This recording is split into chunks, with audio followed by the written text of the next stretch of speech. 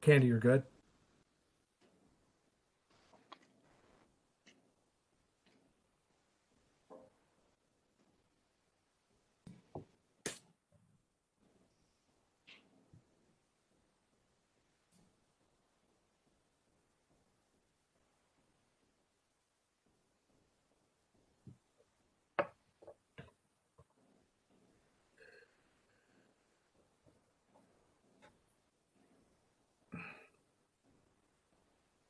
Hey, Candy, are you there?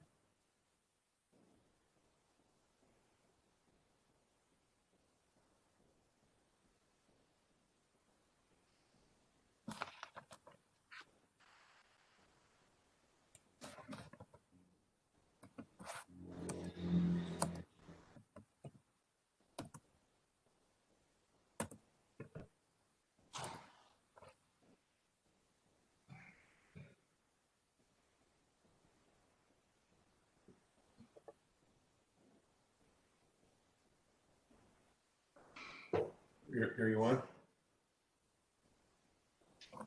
Is it?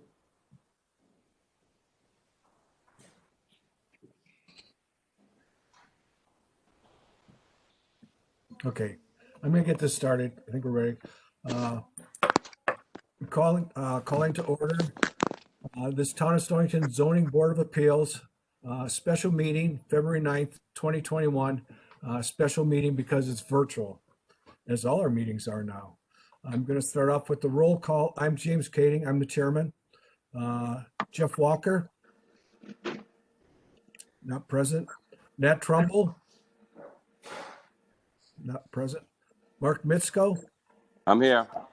Thanks, Mark. Raymond DeSalt. Present. Hey, Raymond. Stanton. Here. Thanks, James. And Diana Lurie Boersma. I know you're there.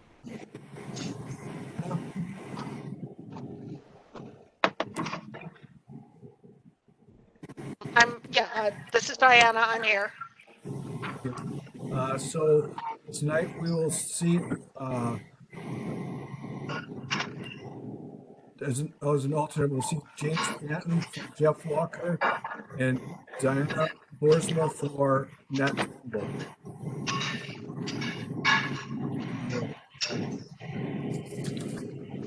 Let me read this first. This is a public hearing. It takes 4 votes of this 5-person board to grant a variance. In order for a variance to be granted, the applicant must prove a hardship. Somebody needs to mute somebody's got their mic on. You got to mute it. Getting a lot of noise. That's better. Thank you. After the conclusion, in order for a variance to be granted, the applicant must prove a hardship. After the conclusion of tonight's public hearing, this board has 65 to 65 days to render a decision. Any decision made by this board can be appealed to the Superior Court within 15 days of the effective date. Tonight, as you know, we have myself, James Kading. We have James Stanton, Diana Lurie Boersma, Mark Mitsko, and Raymond DeSalt sitting on the board. First, we'll hear from the applicant, then all those in favor of the application, followed by those in opposition. Then, if anyone has any general comments, they will be heard. The applicant has the right for rebuttal. However, if any new points are raised during the rebuttal, the public has the right to respond. All persons wishing to speak must sign the speakers list. Since this hearing is being recorded, the speakers are asked to speak clearly into your microphone and also state your name because you're not signing anything. So state your name. And while you're not speaking, please mute your computer or your phone. Also, I do not have it, but does anybody have the announcement for the let's see it for the public hearing? Usually the secretary reads it. I don't know if I have a copy of that or not.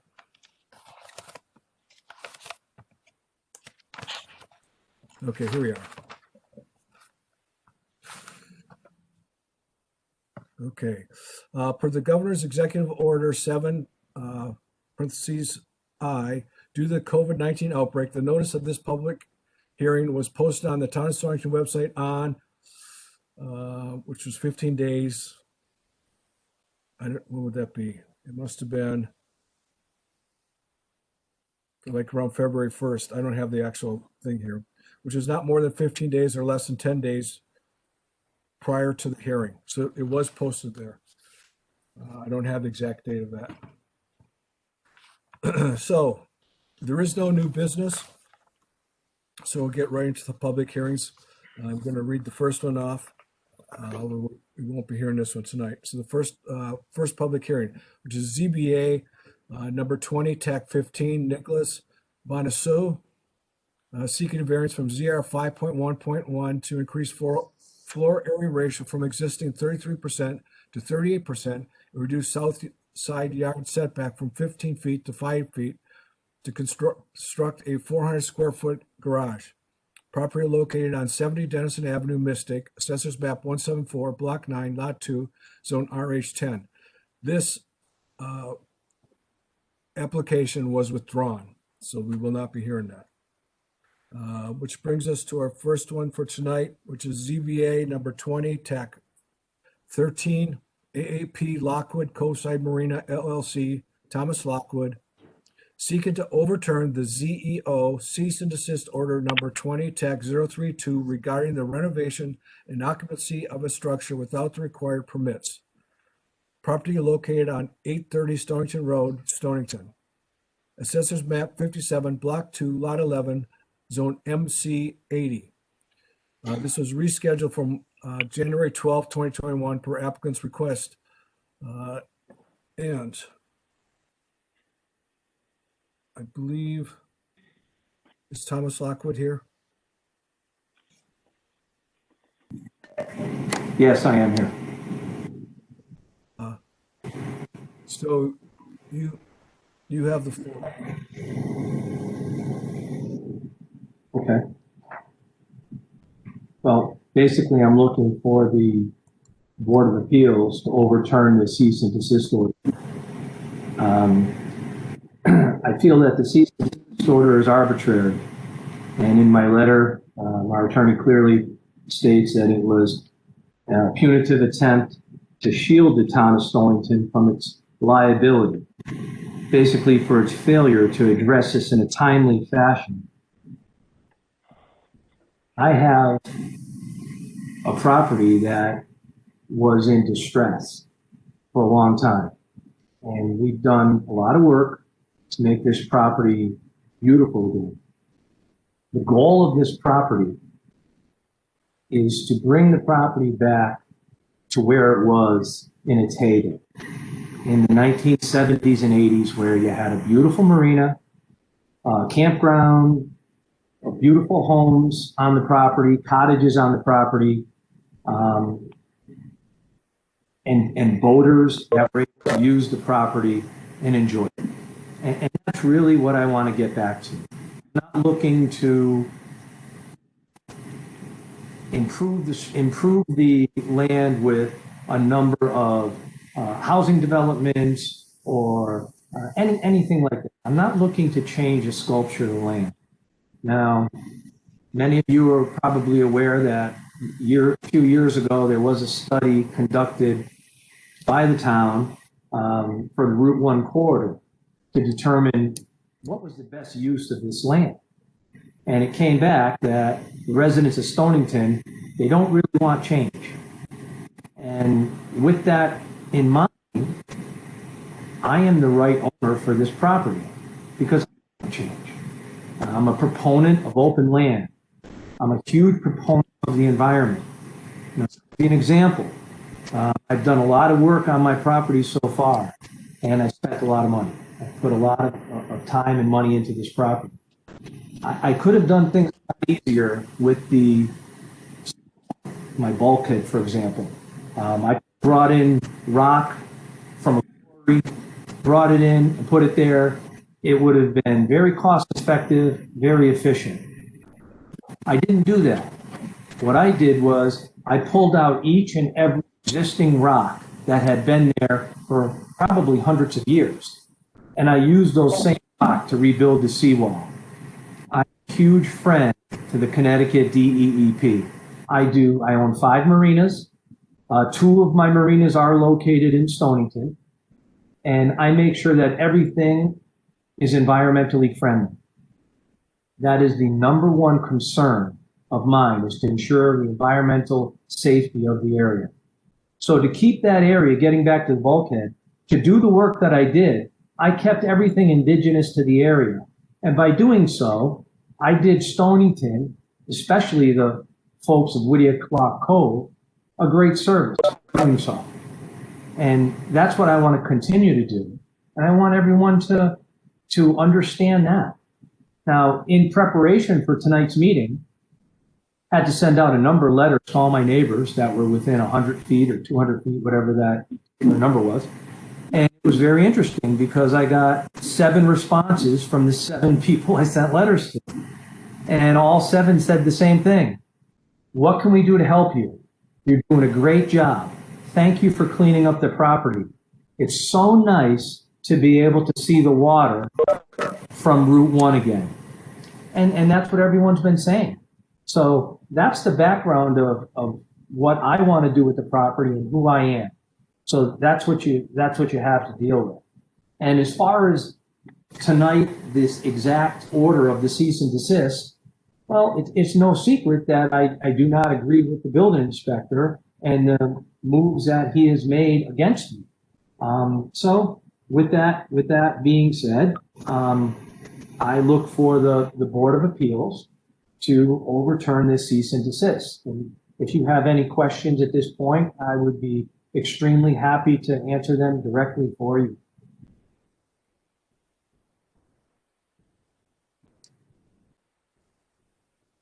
All right, thank you, Thomas.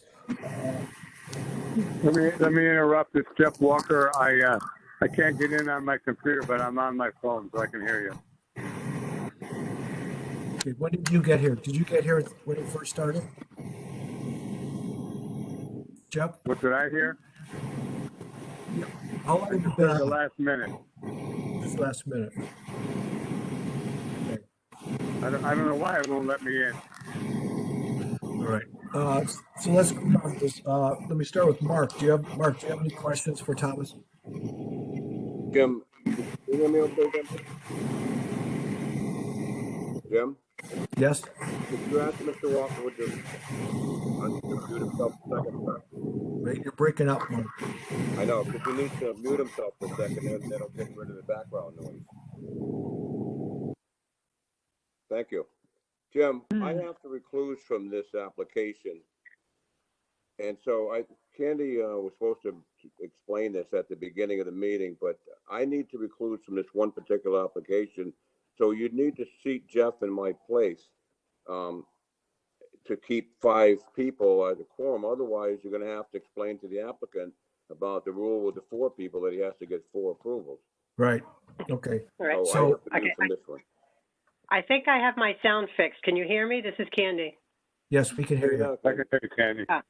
Perfect. Okay, at this point then, you'll want to seat Jeff Walker for Mark Mitsko and then ask the applicant, the appellant, to restate his stance. Okay. So Jeff will seat you in place of Mark. And Thomas, if you could restate, please, for Jeff's behalf. Well, actually, just for the record, you should have seated right now James Kading, Jeff Walker, Mark Mitsko, Ray Dussault, and Jim Stanton should be seated for Nat Trumbull. But Mark is recusing himself. Oh, I'm sorry. And then Diana Bursma also. Right. That's who we have. Jeff Walker is not seated for Mark Mitsko, is what I'm saying. Your 2 alternates are seated. Right. Jeff Walker is just sitting in. Okay, yes. All right. Thomas, if you provide highlights. Sure. Basically, I would like the board here to overturn the cease and desist order. I feel like that I am being unfairly treated by the building inspector in this feeble attempt to punitively damage me. There's a number of things going on that I am being treated unfairly, from the building inspector. I mean, I have a number of people in the town of Stonington that you work with every day, and everybody is very professional and does their job very well, and I have no complaints at all. And that's coming from someone who just had a virtual meeting, and basically every single thing I have been trying to get accomplished so far with this property has not happened. I mean, just nothing has went my way at all. And having said that, I can still say that everyone I'm dealing with in the town of Stonington has been great. I mean, Candy Palmer, she doesn't play favorite. She runs by the rule book, and that's all I can ask for. The assistant building inspector, Bob Chevalier, runs by the rule book, doesn't play favorites, and I accept those decisions. Just as prior to a lot of this, when I was dealing with Rob Simmons as the first selectman, everything he said, he had the town's best interest at mind. He didn't play favorites. He didn't have any grudges. It was just business as usual, and he upheld the law, just like Candy and Bob Chevalier. And the only person that doesn't do that is the building inspector, is Larry. And because of some personal issues between Larry and I am absolutely being treated unfairly and being punitively damaged. And, that'll work itself out, but I need this board to allow me to just be treated fairly. So I'm asking them to appeal this cease and desist order. Hi, this is Diana Boersma. Can you explain how you were treated unfairly? I mean, I understand from your papers that that's the way you feel, but I don't see from the papers or what it is that you think that was done or not done that was unfair. Okay, Diana. Thank you for your question for clarity. Well, here goes. So buckle up, everybody. Very simply, on March 27th, I was assaulted by Larry Stanton in my own property. And I know that sounds disgusting, but that happened. He came to my property, my Marina, located in Mystic at 30 Du Bois Drive, and came barreling in. And the first thing, because he had heard that I put different furniture in my office, and I wasn't allowed to have it. So he was after me, and we've had some personal differences. He came to the Marina, and when he first got out, the first thing he did was made a rude comment about a woman that was walking the docks at the Marina.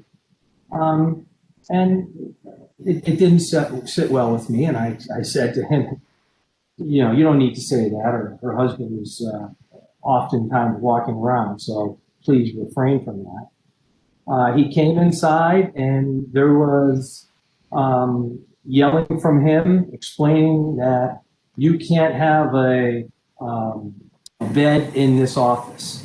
And I said, well, he said, I have to have that because, we have a manager that I have to keep on this property all hours of the night.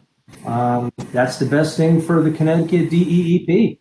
They want somebody watching over Marina at 3 in the morning, or somebody needs to mute. So I said that to Deep for Deep's purposes. And basically he said, well, that's not going to happen. I'm going to tell you what furniture you can have in here and what you can't have.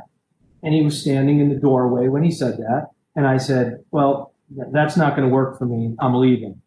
And he took out his phone, wanted to take some pictures. I said, I'm not allowing any pictures on this property. I said, I'm going to ask you to leave, and I want to leave. And I started to walk out, and as soon as I got to the doorway where he was, Larry struck me. Now, at that point, 911 was called, and police came and did their job, et cetera, et cetera.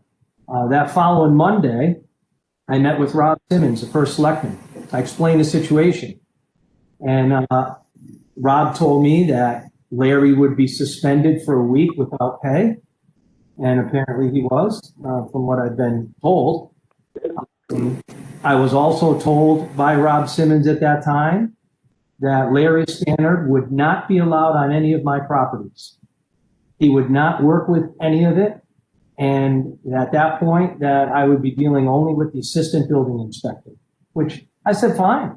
I have no problem with Bob Chevalier. He seems like he toes the line, and I have no issue with that. Just like with Candy Palmer, I have no issue with her. Just like with the assessor or anybody else in the departments. Everybody does a great job, except Larry. And I know he's had a lot of criticism in the past. There's a lot of issues on the internet. There's a lot of people that have had similar dealings with Larry. And I know there have been lawsuits in the past, and there'll be more in the future for certain. But needless to say, there was a significant issue there with Larry, and he wasn't supposed to be allowed on my property, period. But now, the only reason he was allowed back here to even be involved in this cease and desist order is because of the new Rob Simmons left. And apparently the verbal agreements that I had with Rob Simmons at that time somehow got swept under the rug and now are no longer valid, which I just think is wrong. And at the end of the day, I want to work this cease and desist out. I mean, I want to work this whole deal out. I'm willing to do whatever it takes to make the home meet the necessary standard that has to be met. But when I am dealing with a building inspector who is obviously putting out numbers that are just fictitious, it can't be met. So that's how that's the story behind Larry, to answer your question directly, Diana, and that is why I'm being treated unfairly.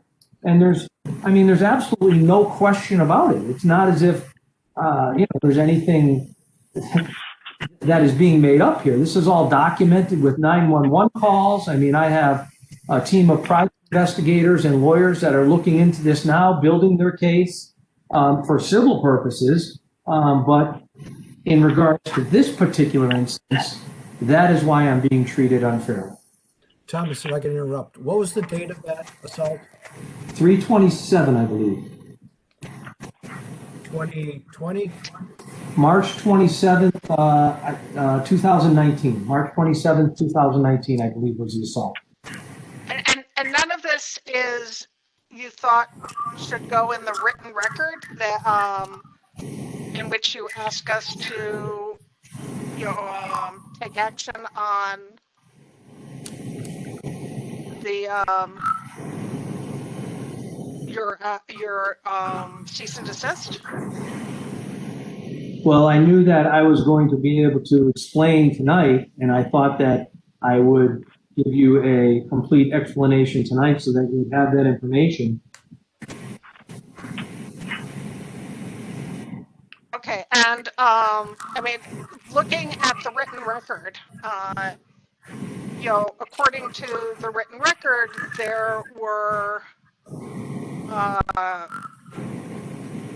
was supposed to be various applications, permits obtained that were not obtained. Are you saying those permits were obtained? I mean, I heard your history of the issue, but I didn't hear how he acted in a way that was different than He Okay. would act with somebody else who hadn't gotten permits. Well, let me explain that. I'll explain that for you very clearly. When I met with Rob Simmons, Rob told me that Larry would not be able to work on any of my properties. And we agreed. And I said, okay. And I said, I am going to continue with the civil lawsuit.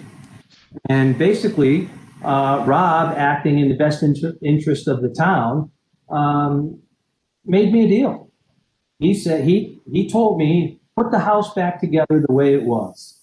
Don't make it an inch bigger, but put the house back together the way it was. He said, do you have all of the original stuff? And I said, yes. I said, I have the original cabinets. I have the original appliances.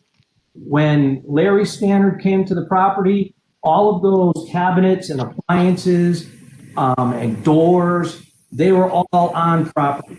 I had taken some down to clean up some sheetrock that had gotten wet and to do some other things that I didn't think I needed a permit for. But again, after speaking, with Bob Chevalier, I may have been wrong, and I'm not trying to say that. I will go back and get whatever permit I necessarily need. But the point was, Rob Simmons said, put the house back together and we'll let this go, with the understanding I wasn't going to sue the town. I'm not looking to do that. I'm not trying to be a bad neighbor. I want to be a good neighbor, and that's what I wanted from the beginning. So how I'm being treated differently is, one, is that I had basically a deal with Rob that went away as soon as he was no longer the selectman. And now part of that deal was that Larry would not be allowed on my property. So the reason I'm being treated unfairly is Larry is the one who has to come up with the dollar amount that determines whether or not I am over a 50% ratio for FEMA. So I provided a documented spreadsheet of how much I spent. And that's one of the papers that you have. And basically, I said my numbers were approximately, say, $40,000, which is the true number. That's what I spent. And Larry basically said no, and his number wasn't even close. He says I spent $392,000 renovating that house. Now, $392,000 is such a ridiculous amount of money that it's not even close. I mean, you have to understand that I never touched a single exterior wall, a single floor joist. The whole roof is all roof trusses. Anyone that knows anything about building knows how expansive roof truss system is. And you can't just touch it. And you could go up there right now and look and see that it's all original. So if every outside wall is original, all the flooring system and all the roof trusses are all original, there's not even that much more that could be done. There's sheetrock, there's a few interior things, but it all stayed the same. It all stayed virtually identical to the way it was. And for him to say I spent $392,000 is ridiculous, and it's him just trying to bully me like he's bullied a million other people in his past here in Stonington. So that's your answer, Diana. Okay.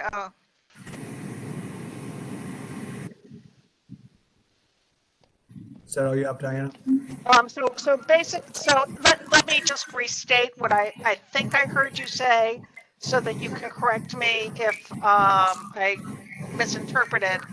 But what you're saying is that you had an oral agreement to settle to this issue of the assault that was, as I said, oral and not in writing. And you're alleging that that this gentleman breached that agreement. And because of that agreement, you should be entitled to have done your work without the documentation that the town is now saying that you need? Well, let me rephrase it. It even goes a hair further than that, because when I was with Rob Simmons, Bob Chevalier was there also. And Rob Simmons asked Bob Chevalier right in front of me. He asked him, will Tom Lockwood get a fair shake if Larry Stannard is the inspector on his properties? Will Tom get a fair shake? And Bob Chevalier, the assistant building inspector, said no. He will definitely not get a fair shake. So Bob Chevalier, in front of myself and Rob, told him point blankly that I would not be treated fairly by Larry. He said no. And that's one more reason that Rob said, okay, I'm going to take Larry off of everything. And Bob Chevalier, I mean, I don't know him at all. I just met him, that day. But he's an honest guy.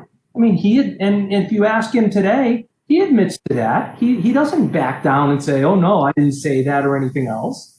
He admits that I would not be treated fairly by Larry. And now that deal with Rob, where he said, just put it back together, I did that. And I did put it back together just the way it was. So I'm not looking to get anything special. If the town wants to send in the assistant building inspector because they want to check something to make sure it was done correctly, I have no problem with that. I'll open up any wall he wants. He can look at anything he wants. I mean, there's a list of things that he said on that. I'm willing to do anything it takes to show that everything was done correctly. And a lot of it, I truly don't believe I needed permits for. I mean, I didn't know I needed permit to replace a piece of sheetrock that got wet. I wasn't talking about doing structural. Like I said, none of the floor joists or outside walls or roof trusses, nothing structural was touched at all. And I would allowingly have the assistant building inspector, let him come down and he can look at anything he wants right now still. So that's what I'm looking for, is I just want to be treated fairly. That's all I'm asking for. I'm not trying to get away with anything here. I mean, I did not make this house a square inch bigger. I did not touch any of the exterior walls. Again, I didn't do any of that. So, I mean, I just want to be treated fairly. That's all. All right. Let's move forward. Jim, do you have any questions? Unmute. Jeff, unmute.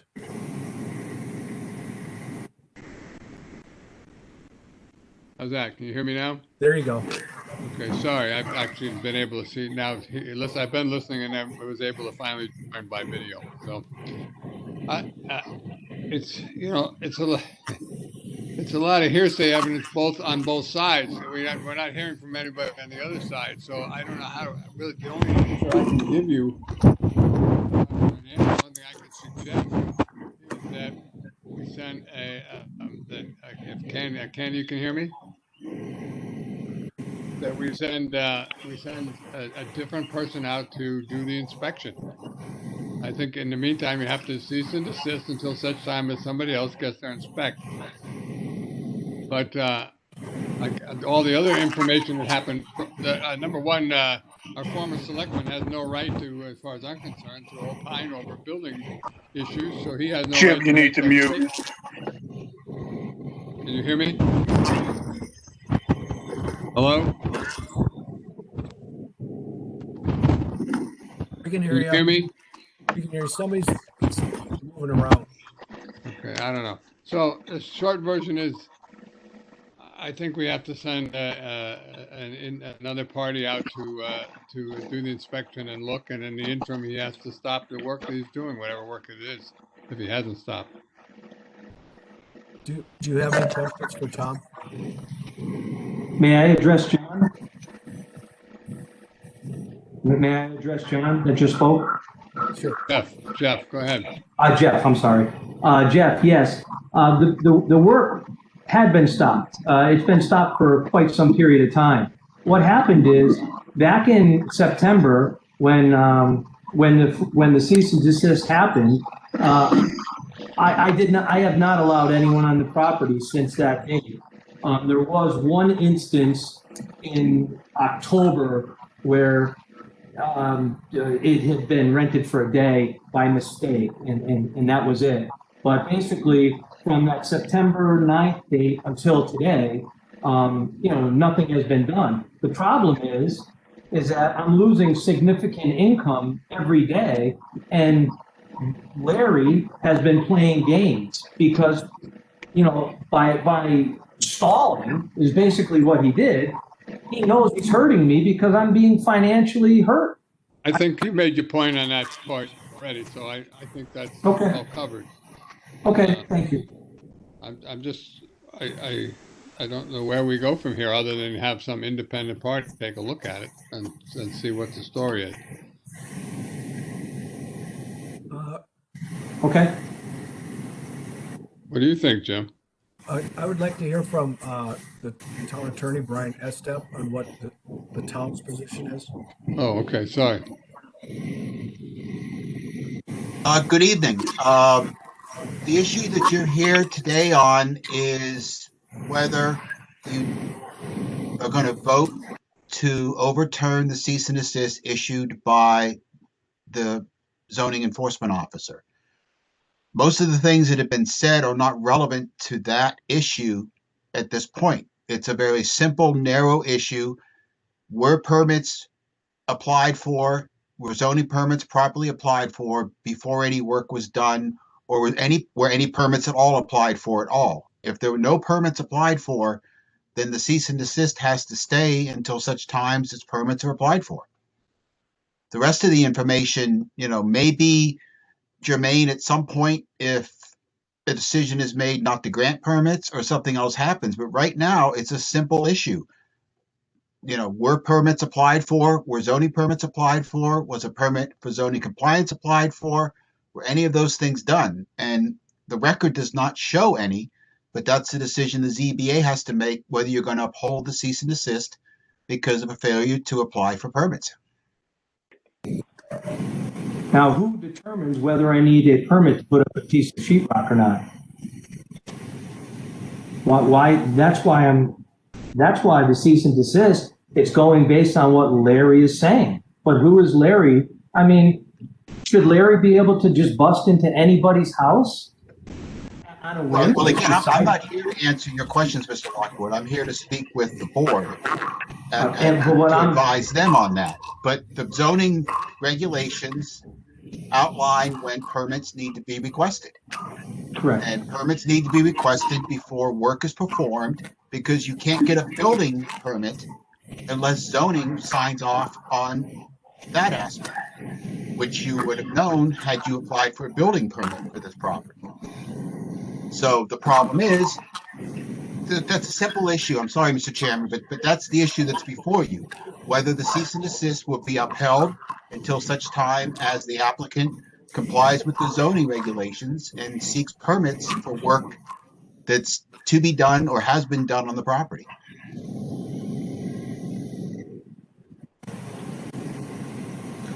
I understand that point, and I'm willing to get whatever permit needs to be taken out on that property. And I've said that for the past several weeks. But Larry is not moving forward with this because he's coming up with ridiculous numbers that make no sense. So how can I move forward? He's handcuffing me. I want to move forward too. Does anybody else on the board have questions? I have a couple of questions, Mr. Chairman. Mr. Lockwood, you make mention of the outside walls and the trusses and the flooring, but have you done any electrical work or plumbing work in the building? All of the electrical the work, all of the electric in the building is original, meaning I didn't touch the electric. If a building inspector comes in and opens those wires, opens the walls and looks at the wires, they're going to be dated. Well, probably not even dated because they're so old, but everything is original on the electric side. And the building inspector makes mention that we put in a new panel, right? And I put in new this. I didn't. We didn't put in a new panel. I didn't do that electric. There were a couple of small items that did get done, but I'm going to say that 90% of the electric is original. So I will get a permit for the portion that, I mean, basically we did one wire in the utility room where there were a couple of wires that needed to be redone because they had been, chewed by mice or what have you. So, but to answer your question, I would say 90% of it is original. And as to the plumbing? Same thing, 90. I mean, you have to understand that prior to me doing any work to this house, it was a 3-family house. Now, there were 3 bedrooms downstairs on one side. There were 4 bedrooms downstairs on the other side. And there were 5 bedrooms upstairs. Within that whole section, there was still only 4 baths. So no, I didn't add any plumbing. The plumbing is all original because the bathrooms had to stay where they are because it's a slab. And all of the plumbing is built into the slab. So no, there were, no additional bathrooms or anything done downstairs. All of that is original as well. So again, getting back to the, to your question regarding electric and plumbing, 90% of it's original. Along with the 100% of original, floor joists, exterior walls, roof trussing system, and all of the structural content of the property. What about any other additions outside the property, outside of the building? No additions whatsoever. The building is not 1 single square inch larger than it was. You didn't make any improvements as far as heating and air conditioning or decks or any of that sort of thing? The deck itself was currently on the property. I used the same footings and the same beam. I did replace the railing system because it was atrocious and a safety issue. And I did put down new tracks on the decking as well. I did do that.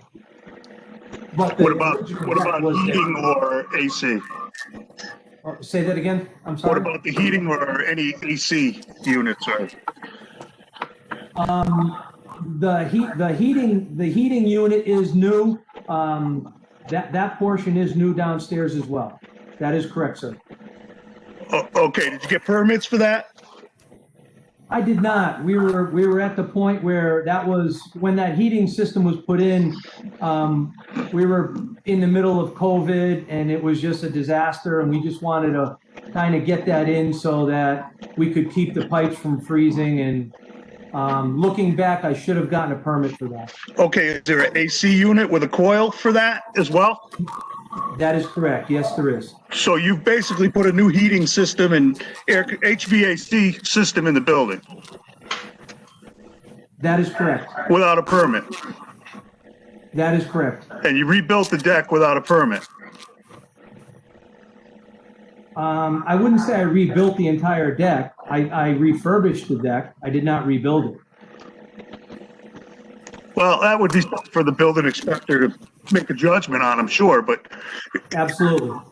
Have you pulled any permits at all on this property for any kind of, the 10% electrical you claim or the 10% plumbing? I did not do any permit. That's why I needed to go back and do that. I realized that I had made a mistake. Okay, well, I think that pretty much clarifies the issue.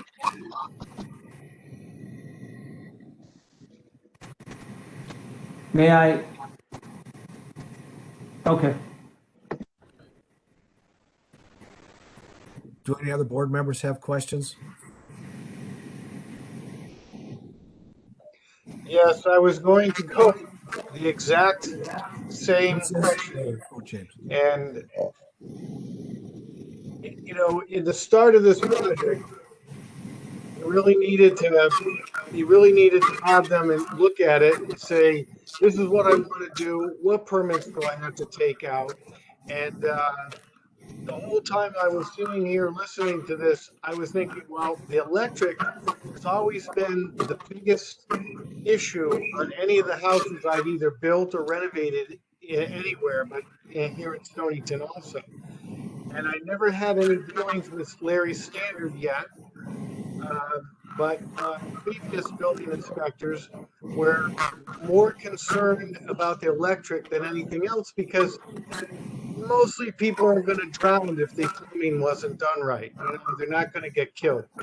Whereas the electric, they could get killed. You know, they step in a shower and things aren't grounded properly or whatever. So I think you need to go back and with hat in hand, and maybe you can deal with the assistant building inspector. And you need to say, okay, this is what I spent. Here's are my invoices. Can we start over and have you look at this? And the thing that you have going for you is that you didn't, you know, just cover up hopefully bad electric. You used what you had. Maybe you put some new light fixtures in, but you know, you have to prove your $40,000. And I'm a little bit concerned that, you know, the building inspector just wants to hit you with a $392,000 figure because he's thinking that, you know, it costs $100 a square foot to renovate or some crazy idea like that, which maybe if you're in Watch Hill, it does, or the borough, it does. But I assume you're doing some of the work yourself and you're subcontracting it to people that you know, and you're getting good deals. But, you know, we're not going to be able to help you tonight. You have to go get this building permit situation straightened out, and then they will take your, you know, they will take the cease and desist off for you. You won't even have to see us again. In my opinion, maybe I'm wrong. Maybe Candy will comment on that. But I've had building inspectors that at first they didn't like me because they don't know me, but you know, I'm willing to spend and get things done right. And then they don't bother you too much. They just want to be sure that nobody's going to get electrocuted on your project, and the town gets some money for you know, some of their permits and stuff. You know, I don't think you have a lot of work here that it's not a lot of money. I mean, the railings, the deck, yeah, you know, that's not that expensive. It's not a huge price to pay for the permit. It's actually pretty reasonable, you know. So I think, you know, if you don't get along with Larry, which I don't have a problem with that, I've only met him once.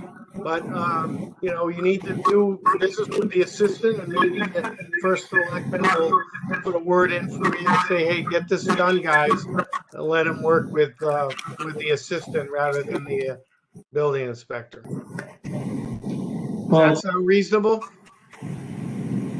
That sounds more than reasonable. And this is James Stanton I'm speaking with? Yes. Yeah. James, thank you very much, because you seem like you actually get it. Well, I've been there. Yeah, I've been there. And I've been in a similar situation.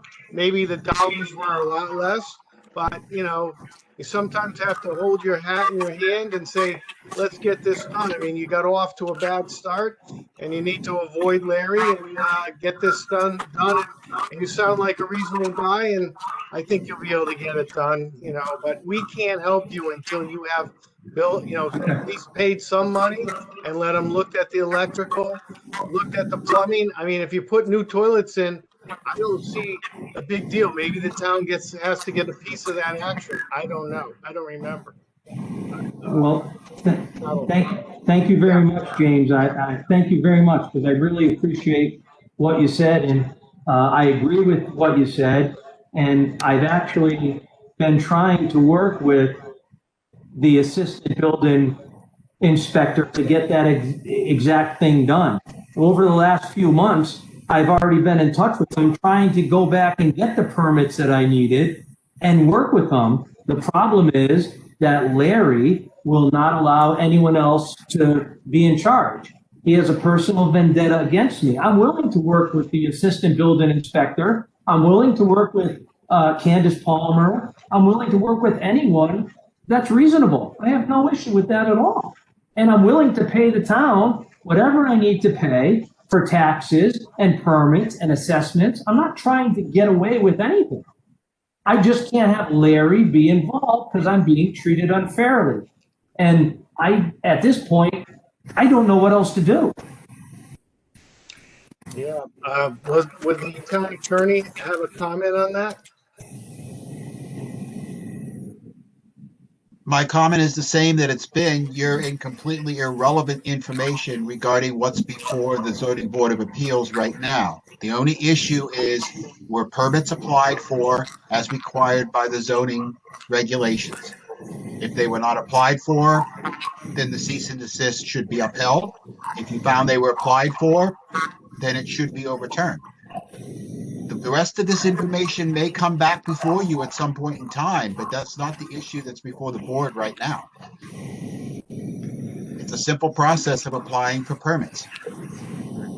Well, it's not a simple process in this instance because Larry has been sued civilly for assaulting him. So this is going to be a huge problem when it should be a small problem. You know, Well, again, Mr. Stanton, that's information that's not before the board, nor should it be before the board, because your board does not have purview over the building official.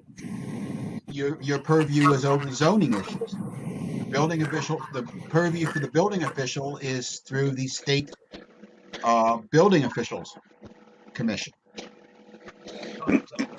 so that's another thing that I didn't think of. If you can't get to the assistant and Larry stands in your way, then you can call the state building official and you tell them, in a shortened version of this tonight, what happened, and you want to get it inspected, and then maybe he can help you if they won't help you in the town hall. And I've had dealings with him few years ago, and he was more than nice to deal with. Thank you. Okay, I'm done. I think I've said everything I can say. Thank you for your patience. Mr. Lockwood, I have one question for you. When did you start this work in this place? What was that? Art? This is Jim Kading. When did you start work at this on your structure there, on your property? Let's see. I started work. I actually started work right after purchase, probably 2017. I started, cleaning up the area and cleaning the buildings out. They were, there's a lot, there was a lot going on. So I would say late 2017. All right, thank you. Candy, do we have to open this up for like a normal variance? Yeah, this is a public hearing. The public has a right to speak. Okay, so at this time, I'm going to ask.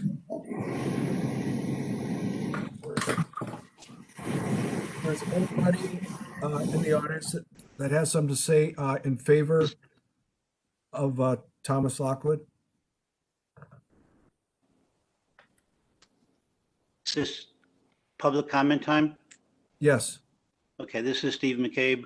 But are you asking for people in favor of Mr. Lockwood or not? Not with Feedback here. Whoever is FWD is creating a lot of feedback.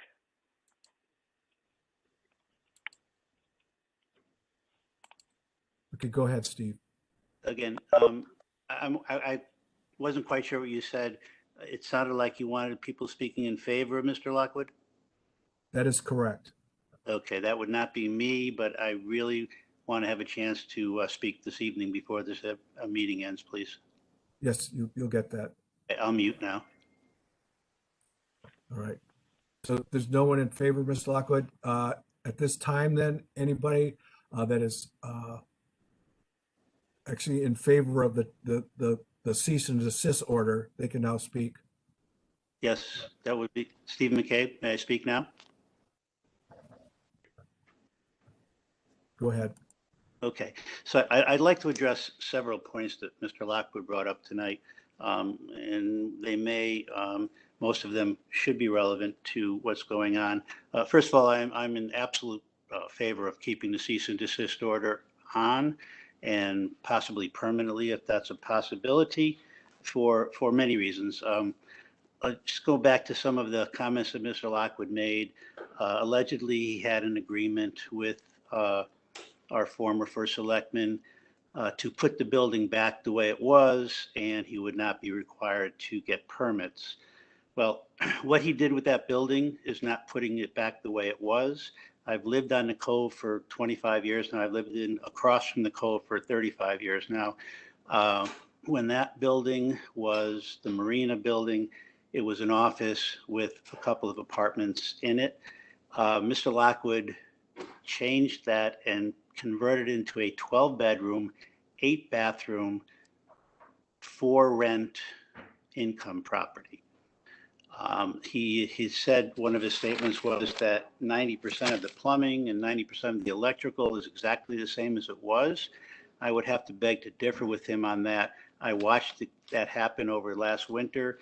And again, it went from basically a little bait and tackle shop, a small apartment, and an office that Stan Watzke used to have in that building to a 12-bedroom, 8-bath rental property with a occupancy rate nightly of 24 people. So I can't imagine that all of the electrical and plumbing is 90% as it used to be. So putting it back the way it was is not what he did with that building. He referenced the fact that he wants to be a good neighbor and he respects the environment. I will also beg to differ. And I'm speaking for myself, but there are several neighbors on the Cove that will echo these sentiments. I think one or two of them may be at the meeting this evening. Some others couldn't make it. But when he first took over that property, he allowed docks to break loose multiple times over the course of the first winter. Many of them washed up on our properties across the Cove. When we contacted Mr. Lockwood to come and take them, we were basically neglected. He never responded to us, and we were forced to then pay people to come and remove these docks from our property. One of the docks actually sunk in the middle of Whitley-Quaw Cove. It's now a hazard to navigation there. He never bothered to go get that one and haul it to shore as he should have done. So as far as being a good neighbor and respecting the environment, I respectfully disagree with him on that one. He says he's been treated unfairly by the building inspector. I've built 2 homes in Stonington. I've always had to get permits to build these homes. So the fact that he thinks that he needs to get permits to do major renovations on his property is being treated unfairly, I think is an absurd claim on his part. Some of the things he did, not only renovating the building with no permits, which is pretty clear, I wasn't 100% sure of that until this evening's meeting, but he renovated a major renovation on a building with no permits. He also put in a dozen RV pads on that property that were not there before, intending to change the property from just a marina into a marina and a campground. And I've looked at the zoning regulations in the town of Stonington, and that property comes nowhere near being able to be a campground. So someone else mentioned earlier about everything he said tonight was hearsay, which I will agree with that. And again, one of his statements is he's not trying to get away with anything. My observations of him over the last 2.5 or 3 years is basically he's done whatever he's wanted to do. He has had no respect for his neighbors or the environment. The water quality on our cove that we love so much has deteriorated over the last 3 years. Whether that's due to him or other conditions, I really can't say. But I would strongly urge planning and zoning to keep the cease and desist order in place, not to allow him to go retroactively obtain building permits for substantial amounts of work that he did not obtain permits for beforehand. I just can't imagine that I, as a homeowner, would be able to do what he did and then basically get away with it. So thank you for listening to me. And again, I strongly urge you not to allow him to go forward with any work from this point forward. Thank you. Thank you, Mr. McCabe. Does anybody else have anything to say in opposition? Can you hear me? Yes. Yes, my name is Phyllis Ryan, and I also reside across the cove. And I would request that each one of you take a look at his advertisement for his multifamily residence that he advertised on Airbnb. When I contacted him with respect to the noise that was going on across the cove, he advised me that it was just his nephew that he was using the place for one evening. But then when I looked online and saw what exactly he did, and if you look, you will see all the description of all the renovations. And if he was able to do it for $350,000 or less, that's great. No way in this God's green earth did he do that for $40,000. It's a major renovation inside. He's advertising it for multifamily rentals. And yes, he's losing money now because the town is slow in getting something done that should have been done from the beginning. I paid $20,000 in taxes to live across the cove, which was once a beautiful cove, and he denuded that entire property, has not left one bit of greenery, and now his intention is to turn this into an RV park. That is extremely distressing. We've observed nothing but debris coming across the way for the last several years. He said that, you know, he would take care of it. At times down the road, he might have removed a piece, but the marina the cove rather, has been negatively impacted by what he's done, and not in a positive way. I don't know what neighbors he's contacted, but I can tell you that the neighbors that I know that look at what's going on now, that we now see just Route 1 and none of the beauty that we saw before, and to think of the possibility of it even going more negatively in terms of our property values, in terms of turning this into an RV park, I would request that you all seriously take a look at that. But more than anything, I urge you to take a look at his advertisement and to go inside. This was a major, major renovation. This was not a simple changing of a few things and putting some new sheetrock. An entirely new deck. He describes it beautifully in his advertisement. I would request that that be made part of the evidence and taking a look at it. When I built my home, I had to go and jump through hoops in terms of complying with FEMA to an inch and making sure that everything was done as built. And I couldn't move into that home until everything was done and inspected properly. He needs to do exactly the same. We have run into problems with FEMA in the past in the town, and this out-of-towner should not be getting this exception for what he intends, what he has been doing, and what he intends to continue to do. Thank you for giving me the opportunity. Thanks, Ms. Ryan. Does anybody else have anything to speak in opposition?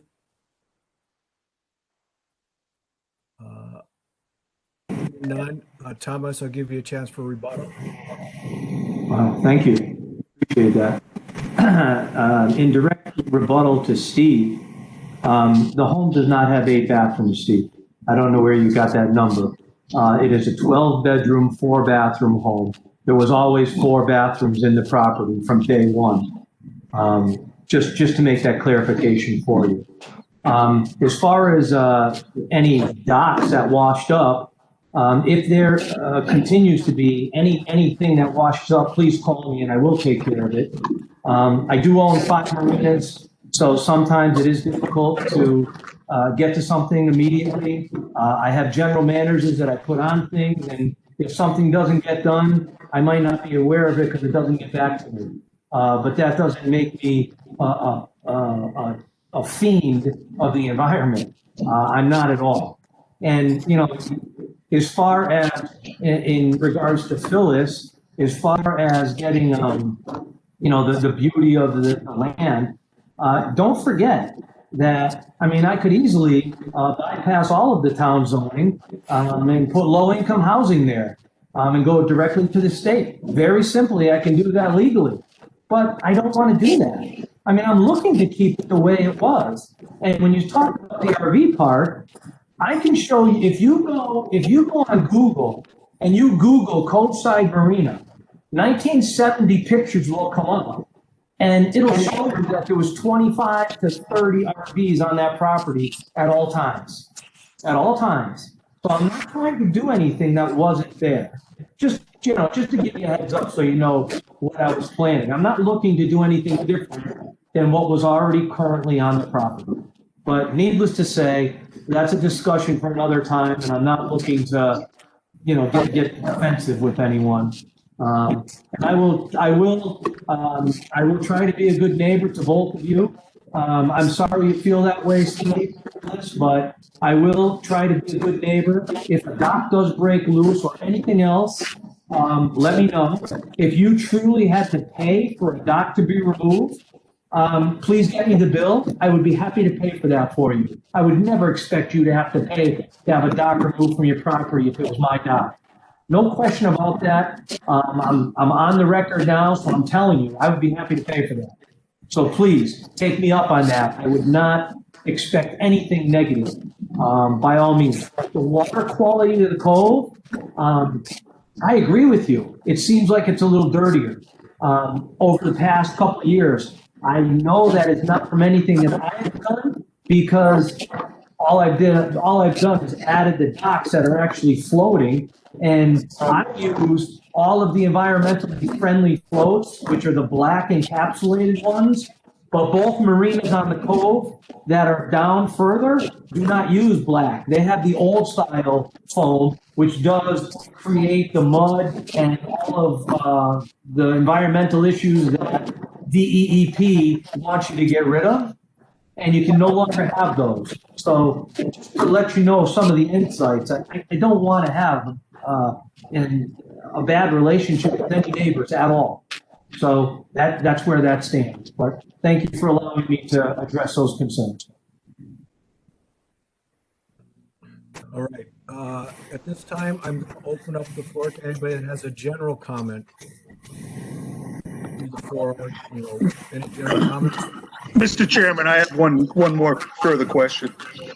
Mr. McCabe made a statement that was a bait and tackle shop with an office and an apartment, and I'd like to know if Mr. Lockwood would like to respond to that. Apparently now it's 3 apartments, and that must have been part of the renovation.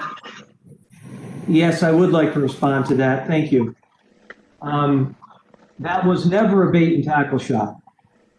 And I have been in, well, you can shake your head, see, but it never was a bait and tackle shop. The bait and tackle shop was the other building, not the little red building down by the ramp, but the other gray building. That has always been the bait and tackle shop. And there's still tackle in the shop from 1970 that I haven't cleaned out. The building that is in question that I renovated by the water was never any bait and tackle shop. What it was, and I've been going to Stanley's place for 20 years myself, so I know the area. I'm not a newcomer. That building, Stanley and his family lived upstairs. The downstairs was 2 separate entrances that had 2 separate rentals, and there was a small office in the corner that was an open area that Stanley did work on. So how it worked, and according to Candace Palmer, when I first met with her about the property, she said that it was a 3-family dwelling. This is what she had on her card.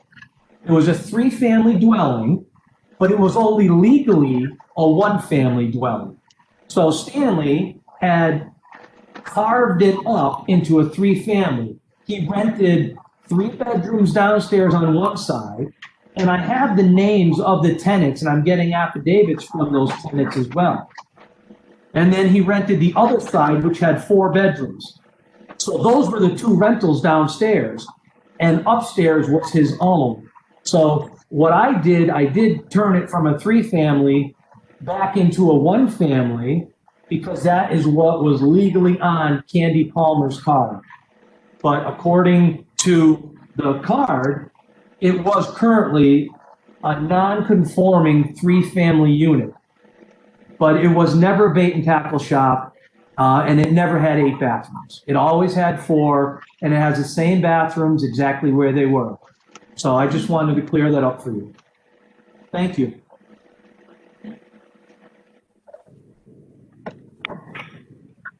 All right. Thank you. Mr. Chairman, can I clarify something, please? This is Candace Palmer. Go ahead, Candy. At the time Mr. Lockwood wanted to purchase this property, he requested a certificate of zoning compliance. I could not issue it because the structure in question, I'm going to mute someone here, because the structure in question had been illegally converted to a 3-family residence according to the assessor's card, and that was the only thing I could go on.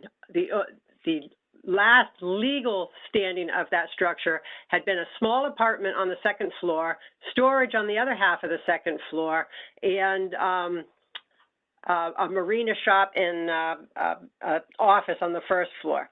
So it was never considered an entire single-family residence. It had a small apartment on the 2nd floor, and it was never supposed to be enlarged. And I did not have access to the site and was not given to the site. I had to do all my research off of property cards and brought it back to 1960. All right, thank you. Thomas, do you have any rebuttal on that or anything? You're muted, but I think you're saying I no. got it. Before we do that, a point of clarification from Candy. Did you say that you were not allowed to enter the property to look at what you had on the card, to compare it to what was on the card? No, I did not have access. If a property is locked by a gate, I cannot by law access the site. In fact, when you review your papers that I had given you back in January of 2019, when the original complaint came in, it was not about the structure. It was about land being cleared. But when I went down to the building and drove through the site because at that point there was no gate. When I drove down through the site, I saw what appeared to be construction going on the subject structure.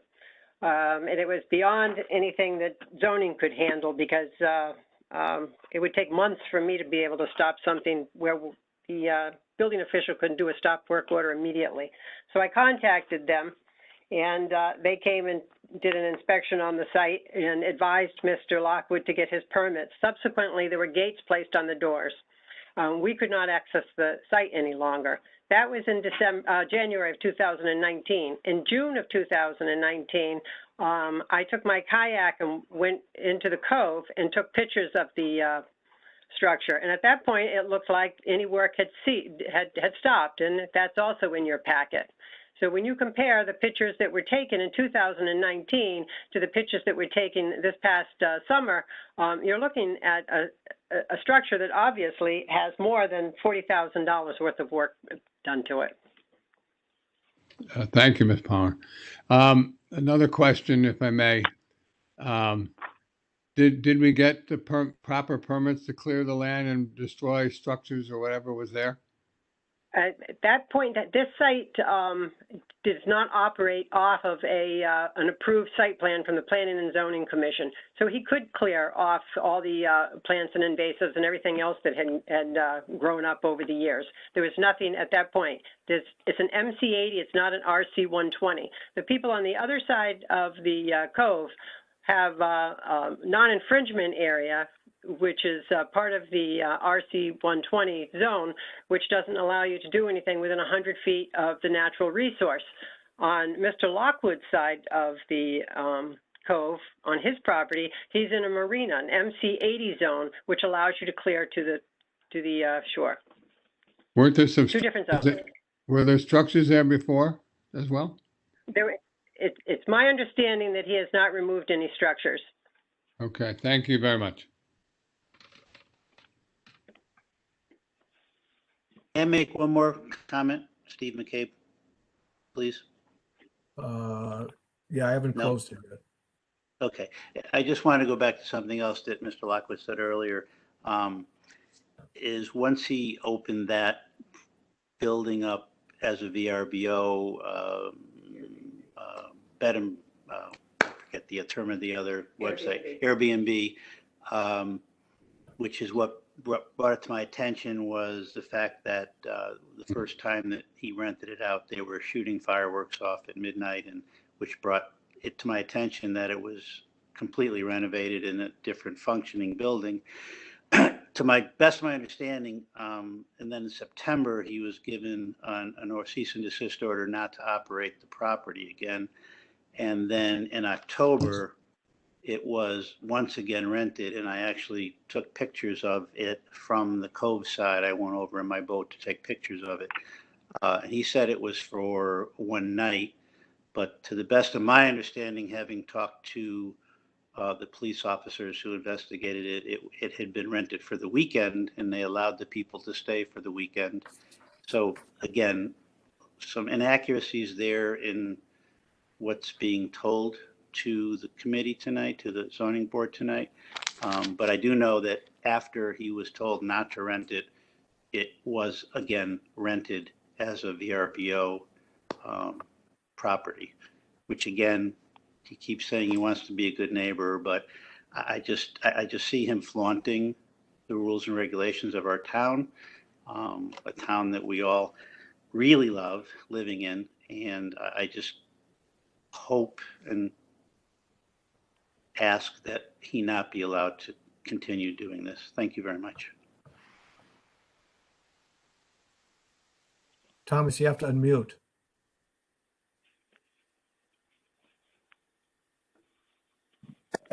Thank you. Thanks, Jim. Just to get back to Jeff for one quick thing, you had mentioned about Candy having access to the property. At any time, if Candace Palmer or anyone from the building department or zoning department wanted access to my property, they have it. They have the ability. It's a phone call away, and they can come anytime. The gate was put up because Larry is not allowed on my property. End of story. Bob Chevalier knows for a fact, and he has called me on my cell phone many, many times and has wanted to come down. Whenever he wants to come down, I have no problem with it. I've never said no to Candace Palmer about coming on my property.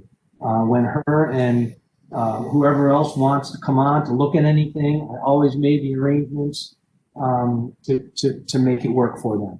And I will continue to do so going forward. The only person who's not allowed on my property is Larry. So that's very simple. That's the reason for the gate, Jeff, and I just wanted to clarify that for you.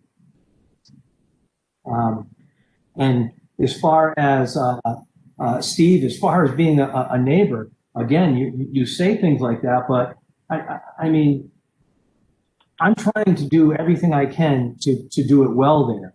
And you talk about a campsite. You talk about it like it's derogatory. It's not. Phyllis, it is. You shake your head like it's derogatory, but for you guys have the ability where, yeah, you live on the cove and it's beautiful, but everyone's not as lucky as you. There's a lot of people in Stonington, and you roll your eyes, but it's true.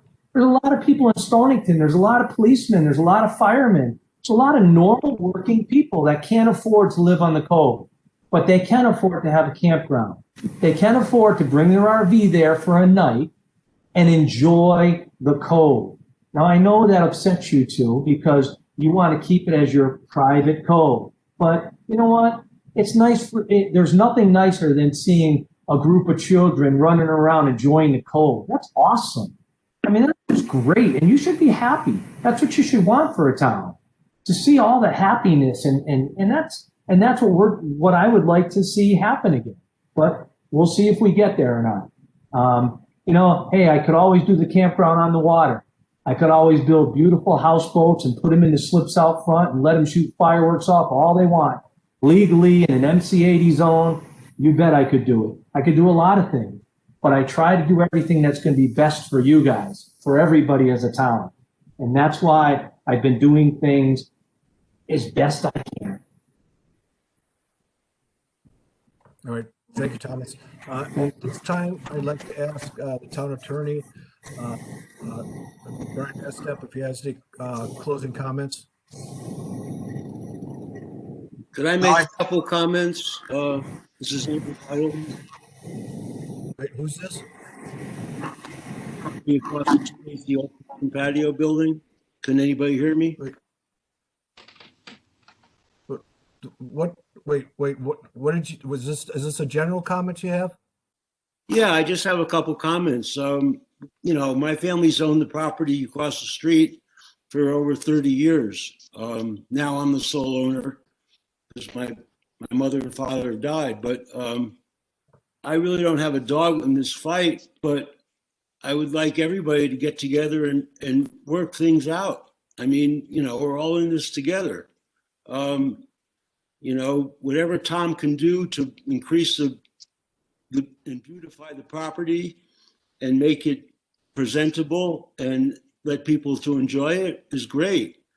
But it seems like, if everybody sits down and tries to get together, put their minds together and do the best for everybody, then it's going to work out okay. I mean, the property was a mess for how many years? Years and years and years. It was just, it was a mess.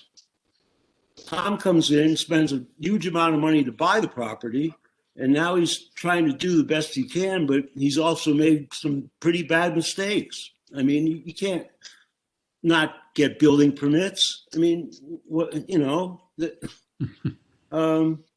so yeah, that's just my 2 cents. Thanks for listening to me. Thank you, Andrew. Thomas, do you have any rebuttal to that? Okay. Attorney Estep? Again, not to beat a dead horse, but the only issue that you're here to tonight is decide whether to uphold the cease and desist order for failure to obtain zoning permits. All of the other information, the campground, everything else that's been brought before you is not the issue. It's a simple issue as to whether or not zoning permits were applied for prior to any work being performed on the property as required by your zoning regulations. Thank you. Thank you. Okay, at this time, I'm going to close the public hearing part of this hearing.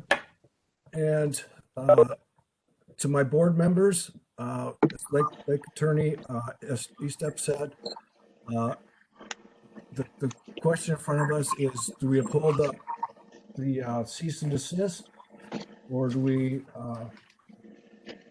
allow, what was it? I gotta find it. Or do we go with Thomas? Mr. Chairman, let's cut right to the chase. I'm going to make a motion that we uphold the cease and desist. No permits pulled, major renovations. The dispute with a town employee is hearsay. Without hearing from Rob Simmons or Larry Stannard, it really has no standing whatsoever. The bottom line is there's been major renovations to his property without permits, and I don't think there should be any action until he resolves his issue with the appropriate, with the building department and their employees. This is Diana. I second the motion. Well, a lot of feedback there, Diane. Did you say you seconded it? Yes. Thank you. Discussion, anybody? This is Jeff Walker. Can you hear me? Yes. Okay. Clearly, everything should stop. We should uphold the cease and desist order, and no work of any type should take place on that property until such times as plans and permit plans, complete plans, real plans, show what's going to happen there, are opined over by the building department and permits are issued or not. All right, thank you. So, I mean, the thing is, the only thing we can do is uphold the cease and desist. We're not adding anything to it or anything else. It's just upholding the cease to desist. Cease and desist. Diana, do you have any comments? No, I agree. Okay. Who am I missing? James? Yes, I agree. Okay. And I agree also. So at this time, I'll take a vote. I'll call you each, call you off each. Raymond, uphold the cease and desist, yes or no?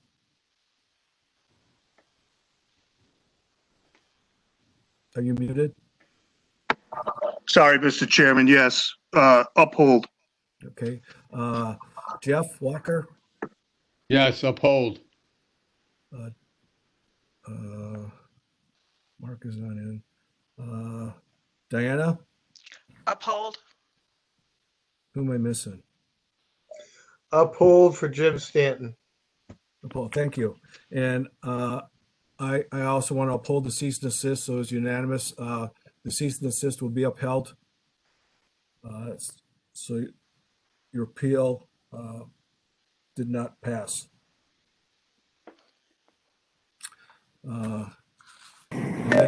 That for that. Thanks everybody that participated in that. We're going to move along to our next public hearing. Excuse me, Jim. Yes. If I could just say thank you to everyone. I really appreciate you guys taking the time to listen to me tonight.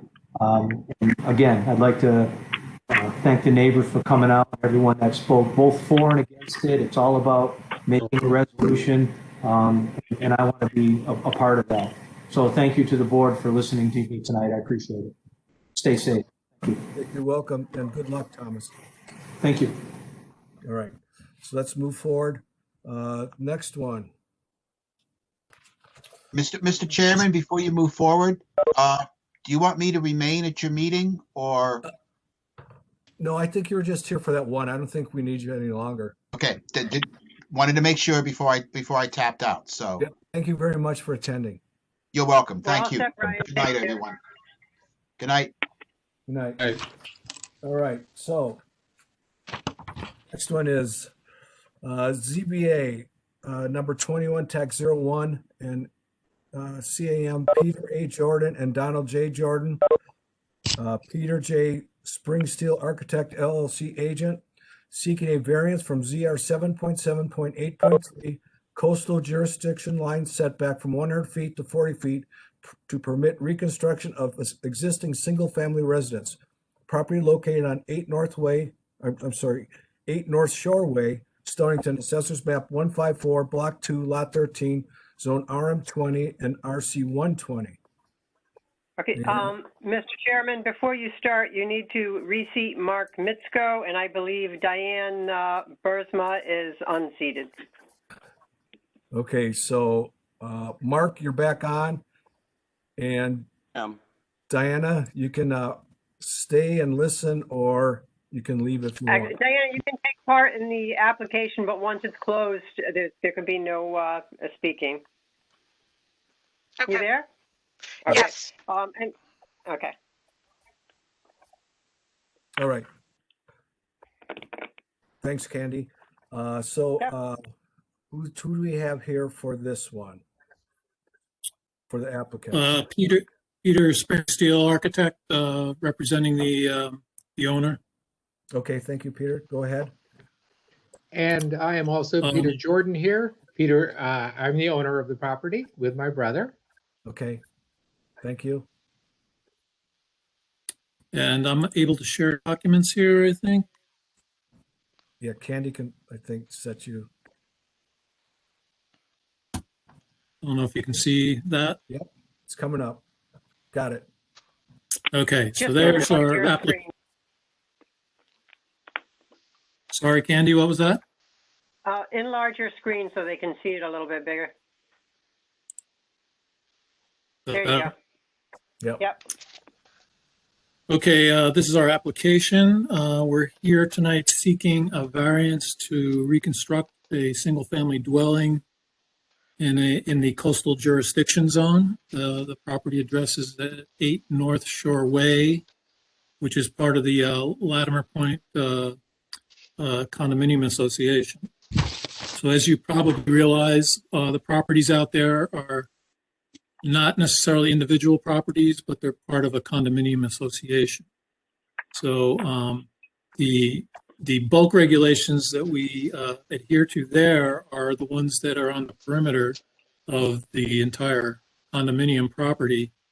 And in this case, that is the rear yard setback and coastal jurisdiction line facing the Long Island Sound. So in our case, we're looking to reduce that jurisdiction requirement from 100 feet down to 40 feet. You can see here in the application. Now I'm going to go to another document here.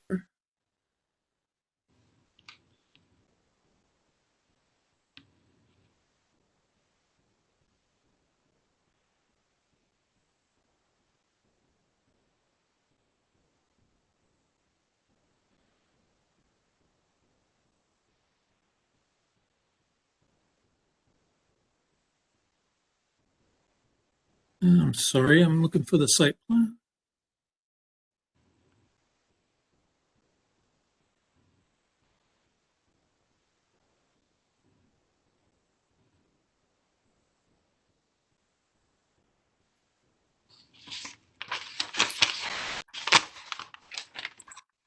Okay, can you see this screen?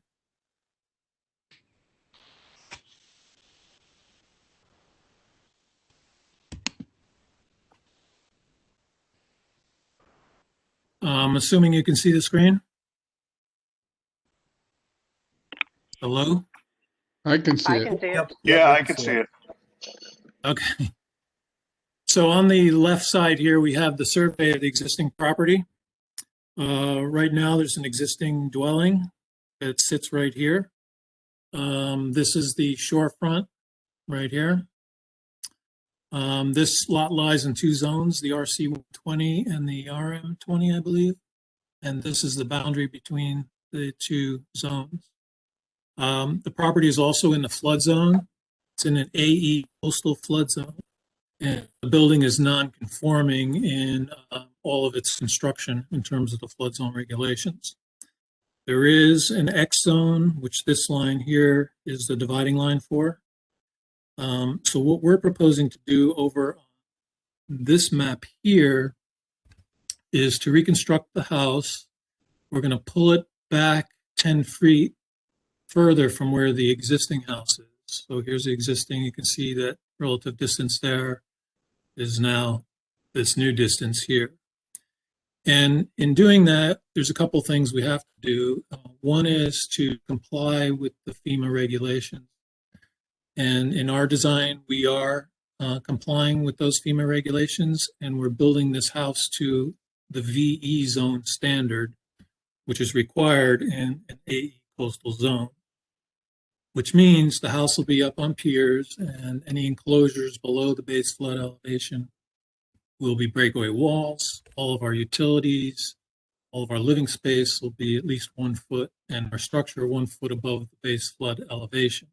So we will comply in every way regulations. In addition, the other thing that we have to do is provide a new conforming septic system. And in this drawing, you'll see that we have provided that septic system right in this area here. And then this system is above the base flood elevation. So we feel like we're doing a thing in terms of coastal area management, in terms of putting what could be a pollution problem in a flood event out of the flood zone. So in my architectural site plan here, you can see these lines right here. This is the 40-foot rear yard setback in the Stonington zoning regulations. And we are conforming with that rear yard setback there. We are conforming with the 10-foot side yard setbacks and the 20-foot front yard setback, even though those setbacks are not really recognized within the condominium association. Our hardship here, back to the application.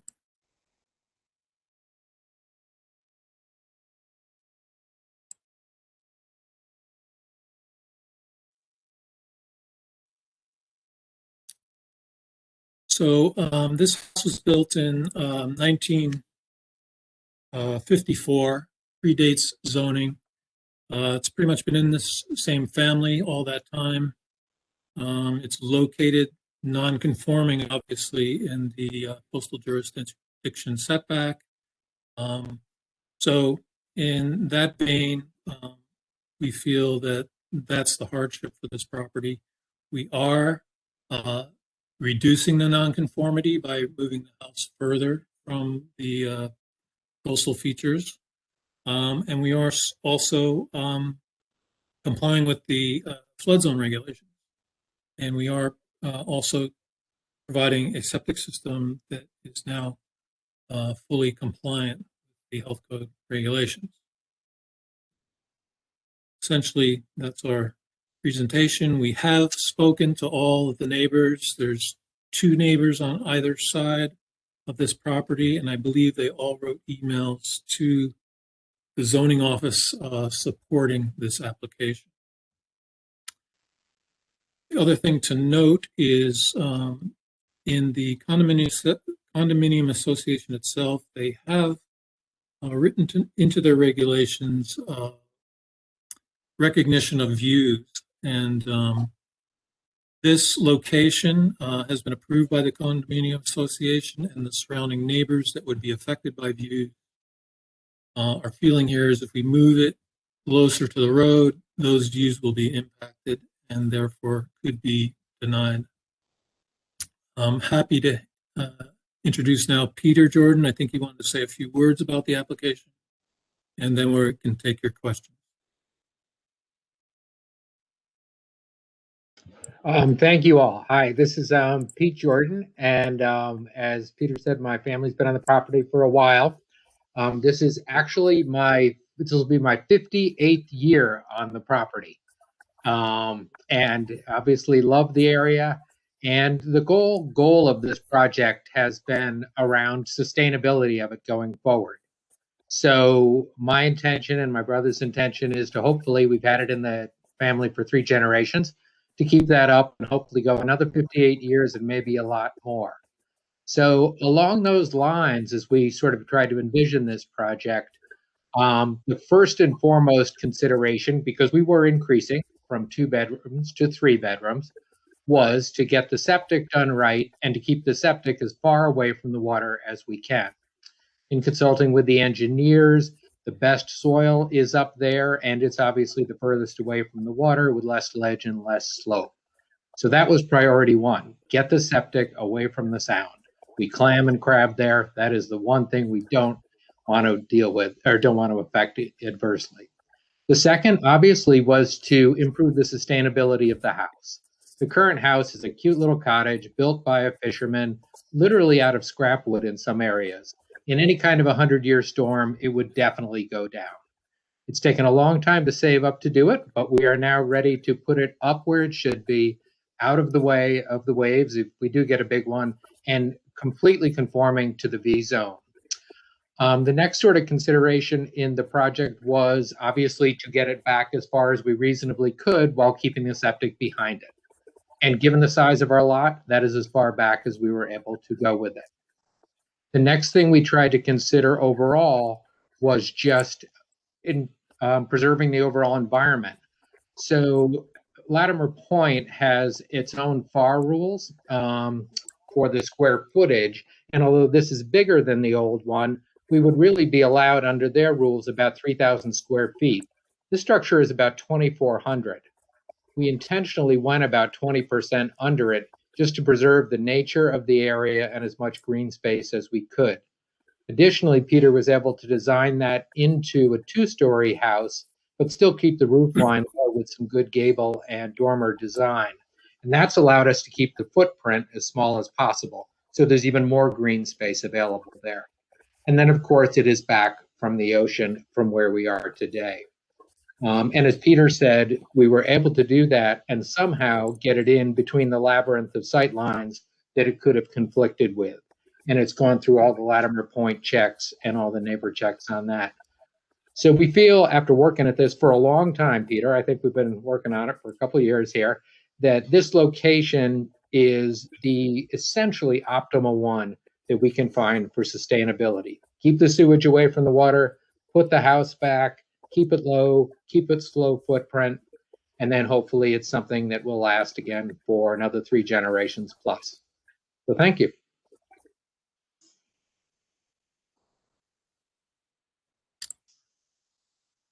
So I'm happy to entertain your questions. All right. Jeff, do you have any questions? No questions. Mark, do you have any questions? Questions at this moment? Raymond? No. No questions. Okay. Wow. I James, don't have a question either. who's that? I assume you were getting to me, Jim Stanton, and I don't have a question at this moment either. Okay. Diana, do you have any questions? I drove out there yesterday and maybe I got the address wrong, but I don't think I saw a house. I thought I saw just a very new foundation. Did I get the address wrong, or has construction Yes, that's already? the house. That's the house. I'm sorry, that's Peter Springsteel. Yes, you must have seen the house next door, which is 10 North Shore Way, which is an approved house under construction. Okay. Our property is just to the right, and the house sits very low, so you can easily drive by it and not notice it. Okay. All right, then I saw that there was a review by someone from the state who seemed to think that this could be put a little bit farther from the water, or should be farther from the water. I think they said in order to minimize threats to life and property, we recommend the new home be reduced in overall square footage and relocated within or partially within the FEMA Zone X to the maximum extent possible and outside the limits of moderate wave action. Can you comment on that? Sure. The DEP did a CAM review on this property because of our proximity to the coastline. They did recommend moving the house further back, but I think they recognized we would never be able to get the house totally out of the flood zone. And in doing that, we would probably have to move the septic system to be down on the lower side of the property. The lower side of the property has poor soils. It's subject to scouring in a 100-year flood, so that could potentially just wipe the system out and you'd have pollution in the water when that occurs. No matter where we put the house, threat to life and property has been basically eliminated for a 100-year storm because we're building to the FEMA VE standard. So we have eliminated that threat for the 100-year storm. So we feel this is the best scenario where the house can perform, and now the septic system's out of the flood zone, so it can perform as well in a 100-year flood. There was also a CAM done because we're in Latimer Point, there was another CAM done when we went for site plan approval. There were 3 properties that went in under the same application. The review was a little bit different then. It didn't really have the same comment at that point. I'm not sure why, but seemed to be a little different. Just want to throw that out there.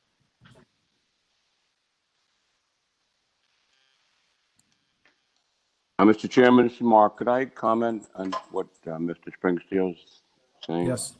Yep. Basically, this is more for Diana. I understand the DEP has a letter in there and suggesting this and suggesting that. The DEP pretty much is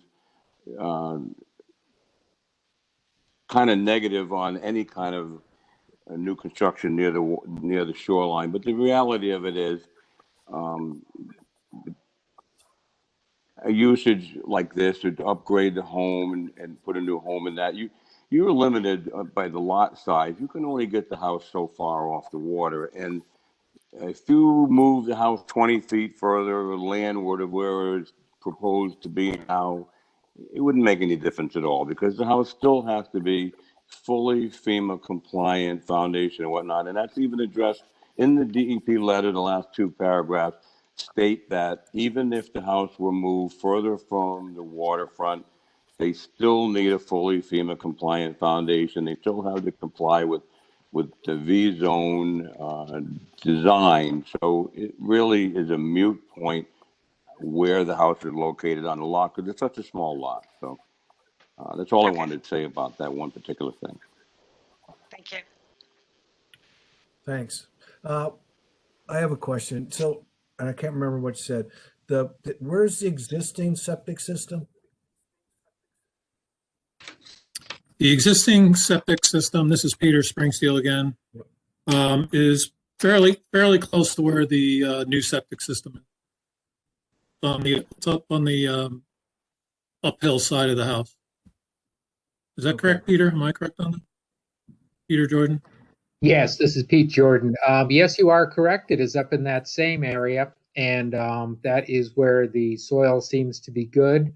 Another reason for us wanting to reserve that area up there essentially for the septic is that when we went to the new design, we were told by Ed Wenke, who actually did the old design, believe it or not, in 1985, that the system put in there in 1985 would not be allowed today. Now, obviously, we're putting in a state-of-the-art system today, but in the sense of long-term sustainability, who knows what will be required in the future? 35 years from now, that could well change also. And so by having that area up there as far as we can from the water, we feel we're being the most protective of the sound. All right, thank you. Does anybody else on the board have questions for this? For the applicants? Hearing none, at this time, I'll open up the floor to anybody that would like to speak in favor of the application.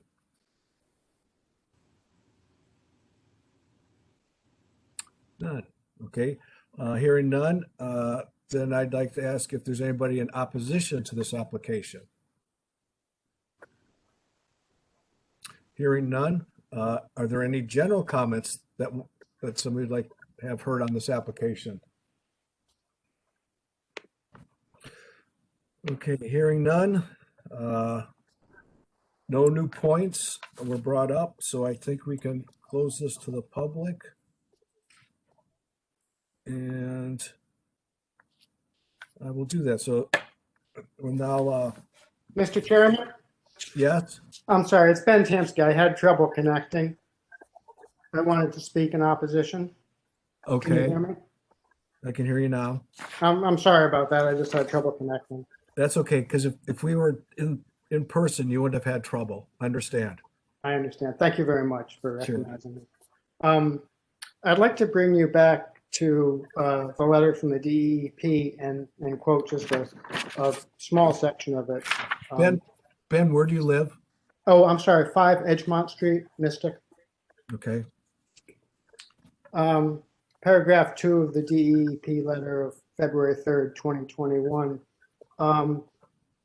The main coastal management issue is the site is within a limit of moderate wave action, coastal AE12 flood zone, a dangerous zone subject to moderate wave action, and the square footage is proposed to be substantially increased, approximately threefold from 851 to 2406 square feet over existing on a non-conforming lot within a low-flying flood-prone area. Consistent with the applicable CCMA policy to minimize threats to life and property, our office does not generally recommend significant increases in living spaces within coastal flood hazard areas. In an area of increasing climate change and weather uncertainty, adding significant square footage in flood-prone and vulnerable areas, especially within a dangerous LIMWA flood zone, is not generally recommended. So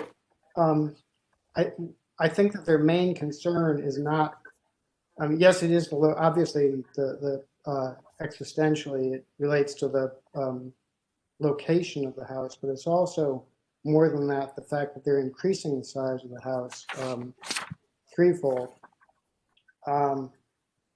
And I think that's problematic. I mean, they've obviously, they're moving in the right direction. They're upgrading the septic. Those are all good things, but nonetheless, they're increasing the square footage by threefold practically, which is just something that we shouldn't be encouraging that close to the water.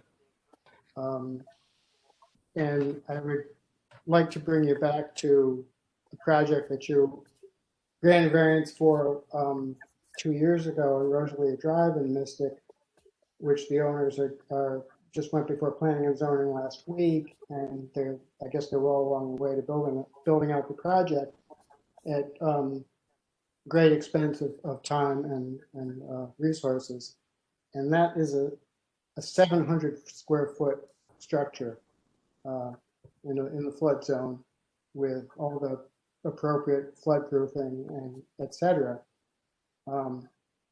700 square feet, and they've gone to great expense to achieve that. Here we're looking at 2,400 square feet, and I just hope that you would pay great heed to what the DEP has to say. And that's all I have to say. Thank you very much. Thank you. Does the applicant have any rebuttal? Yes, Peter Springsteel here. I'd like to reiterate, I don't think adding square footage is increasing the threat of damage to life and property, in that we are now conforming to the FEMA regulations. We're conforming to all the high wind zone regulations. So we have basically eliminated those threats. I think it's a misnomer on the DEP's part, respectfully, to confuse the idea that square footage increases the threat to property and life when we're complying with all the FEMA and wind zone regulations.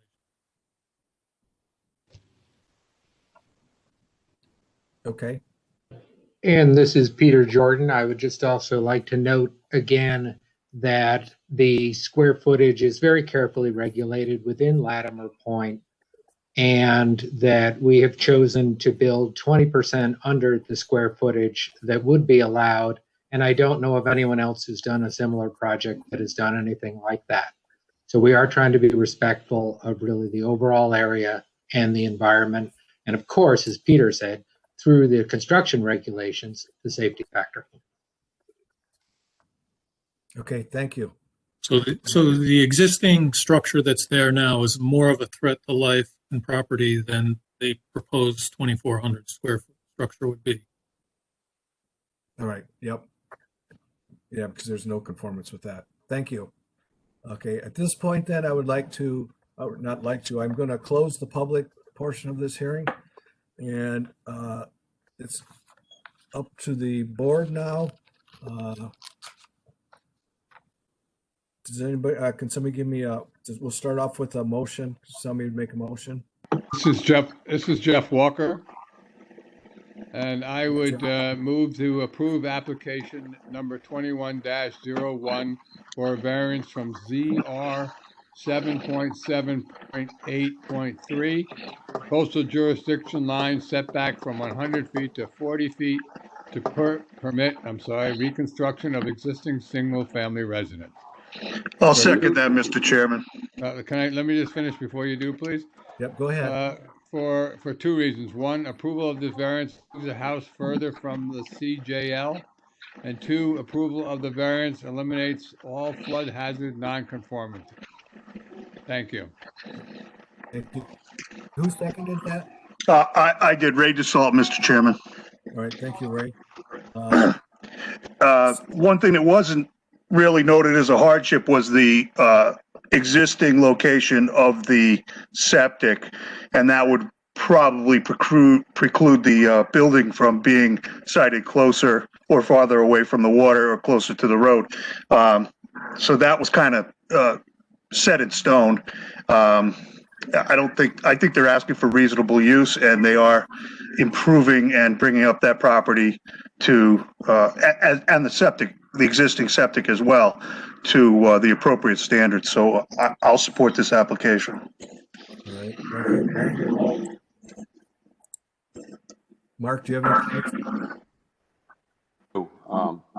First of all, we've dealt with numerous applications exactly the same as this in the last 4 or 5 years for upgrades on waterfront properties, demolition of existing homes and construction of new homes. This is following the guidelines exactly, and you're taking an older hurricane-prone structure and you're replacing it with a FEMA approved structure, hurricane-resistant structure. So this is what we want. This is the kind of thing, the upgrade, sensible upgrade. This is what we want to stay. The fact that it's moved a little further from the water is a good thing as well. I would be very much in favor of approving this. Great, thank you. James Stanton? I vote to approve. Okay. Jeff, did you have anything else to add besides the motion? Oh, that's it. Thank you. Okay, and I'm leaning in favor of this, mostly because they're bringing it up to the FEMA regulations. I mean, they're taking the old house down, they're putting a new one in there, up to all the modern standards for hurricanes and flooding. So I think this is a good deal. So I think we know how we're going with this. So at this time, I'll ask each one of you let me get back to it. I want to know if you want to approve or disapprove the motion for the application 2101 for a variance from ZR 7.7.8.3 coastal jurisdiction line setback from 100 feet to 40 feet to permit reconstruction of an existing single-family residence. And this approval of this variance moves the house further from the CJL, and approval of this variance eliminates all flood hazard not conformity. Let me start with Jeff. Approve or disapprove? Approve. Mark Misko? Approve. Raymond Salt? Approve. James Stanton?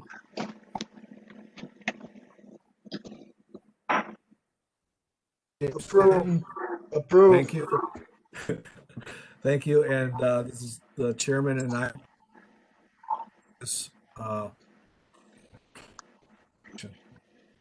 So you guys are good to go. All right. Thank you very much, gentlemen. On behalf of both myself. Peter, there was just one other thing. There was a coastal area management report with this application. I think you guys have to review that and vote on it as well. Mr. Springfield is correct. There's a second vote that needs to be taken. There is. Okay. What's the second one? Peter Springsteel again. We submitted a coastal area management report with this application. Oh, yes. And if you like, I can figure this out. I'll share it with you. It's redundant, but the exact same application that was already, motion that was already made. It just has to be made as far as the CAM is concerned. Okay, so we need a motion to approve the municipal coastal site plan for 885, wait, where am I? So can I can I interrupt? It's Jeff Walker. So I can Yeah. just read the same motion and just say for the approval of the coastal site plan? Correct. Okay, I'll do, well, this is Jeff Walker and I am making a motion to approve this application number 21-01 for variance from for coastal application. Coastal jurisdiction line setback from 100 feet to 40 feet to permit reconstruction of existing single-family residence. For two I would reasons. again. Oh, go ahead. I'm sorry. Excuse me, Jeff. I'm sorry. That's quite all right. I think that's all I need. Is it not, Candy? Correct. If that's the case, Mr. Chairman, if that's the case, Mr. Chairman, I'll second that. All right, thank you. Okay, so since we already had this discussion, we'll go through one more time each name. Jeff Walker, approve, disapprove. Approve. Mark Mitsko. Approve. Raymond Salt. Approve. James Stanton. Approve. Thank you, James. And this is James Kane. I also say approve of the coastal site management or coastal site plan. I think we're good now. Now you guys are good. All right. Thank you very much, gentlemen. I really appreciate it, and we will do a very good job with it and keep good care of the land for another 58 years and hopefully a lot more. Excellent. Don't forget Thank there's you. some ladies involved. You can thank them too. And ladies and Candy, thank you very much. Have a good night. It's Mark. We have one more. I think we have enough time to get this in. This is similar. Sorry to keep you guys waiting so long. All right. ZBA 21 Tech 02, Stephen FX and Marjorie K. Roney, Peter J. Springsteel, architect, LLC agent. Oh, Peter's still here. Seeking a variance from ZR 5.1.1 to increase floor area ratio from 50% to 20.72% and reduce rear yard setback from 40 feet to 19 feet to reconstruct a single-family residence, property located on 1 Anchor Lane, Mystic. Assessors map 177, block 2, lot 7, zone RA20. And the applicant has the floor. Thank you. Peter Springsteel again, architect, licensed in Connecticut. I'm here tonight representing Steve and Margie Roney, and they're on the line as well. I'm going to share the drawings.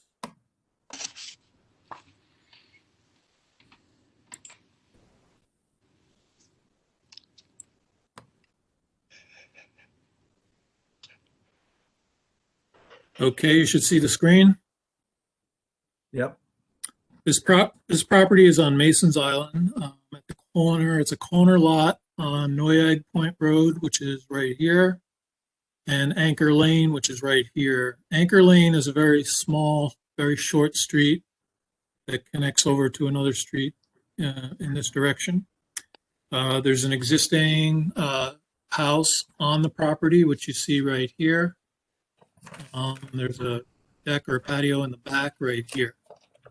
It's a very ledgy lot, and it's currently conforming in the setbacks and in the lot, in the floor area ratio. Being a corner lot, you have 2 front yards of 30 feet, which are right here and right here. I believe it's 30 feet.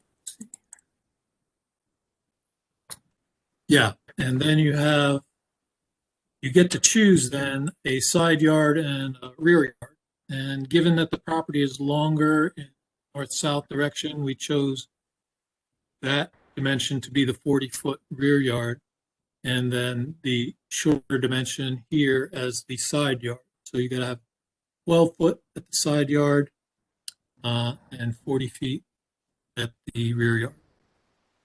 So in this application, we're looking to remove the existing house and build a larger dwelling. One of the things about this property is this lot was formed in 1924, I believe, as part of the Masons Island original subdivision. But it didn't go into separate ownership until 1963, which was about 3 years after the adoption of your zoning regulation. So being in the, I think it's RM20, we're allowed a 15% floor area ratio.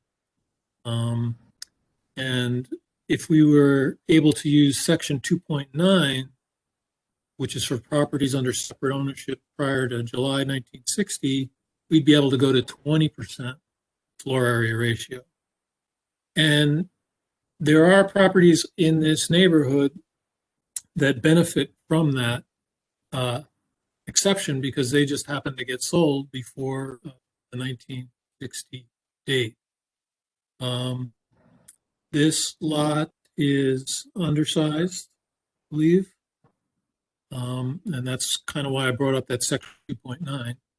And in doing this development, we need to provide a new septic system. The one that's there is totally non-conforming and is probably due to be replaced anyhow. It's well beyond its life cycle. And it's a very ledgy site. So we did test holes all over the property and finally found some area near Anchor Lane. This is Anchor Lane, Noyac Point Road, where if we fill in here, we're able to do a septic system. You can see the property line is way off the pavement here. So we have to keep that septic system back behind the property line. And in fact, it's actually 10 feet behind the property line. And this is just some fill area that we need to cover the system to make it work properly. So we're proposing a small 2 to 3 foot high retaining wall that follows the property line here to hold the grade back. And that's to get us up high enough to have a functioning system. Then our proposed house is right here. You can see the outline of the old structure right here. The main house is all within the setbacks. There's the 30-foot front yard, the other 30-foot front yard, this 10-foot side yard. Mason's Island has a 15-foot side yard setback. So that line's here, we meet that as well. And then the 40-foot setback line is right here. So our main building structure meets those setbacks. The owner has medical condition. They would like to be able to have a garage to be able to park the car so they don't have to get snow off of it in the wintertime. So we proposed a small 2-car garage right here. Meets the side yard setback. And you'll note in the original application, we were requesting a side yard setback. We found a way to avoid that. So that eliminated one of the variances. But you do see that the garage enters into the rear yard setback. This is the rear yard setback. This is the proposed garage. So that's the essence of our setback request for the rear yard. We're looking at about 19 feet instead of 40 feet. The other variance we're seeking is a floor area ratio variance. We're looking to bring that up to about 20.72% in lieu of 15%. As I mentioned earlier, there are other properties in this neighborhood that benefit from that section 2.9 exception that allows you to use 20% floor area ratio. And just by virtue of when this got sold, we're not able to benefit from that. So I'm trying to bring the square footage up to about what the other folks would get in this situation. The additional floor area ratio that we're seeking is really just the garage space and the porch. Now the porch was added, we feel, to create a very sort of modest looking building that fits in with the context of this neighborhood. It's got sort of a farmhouse, New England style look to it that scales it down a bit, having a low porch. We also brought the second floor down as low as possible, so I'm eliminating living space that's counted as square footage on the second floor. So this is our second floor plan here. So I dropped the roof in order to be able to discount this square footage here. Recognizing that we're asking for extra here, and so I wanted to try and figure out how to get it down even further. The house is not large. It's got the same number of bedrooms as the existing house. You can see there's 2 bedrooms here. These are beds to scale. It's not that large. Again, the owner does have some medical issues, so we've got some space here for rehab space and a tiny little office. And then just a regular living area and a place on the first floor where the owner can live, all on the first floor as necessary.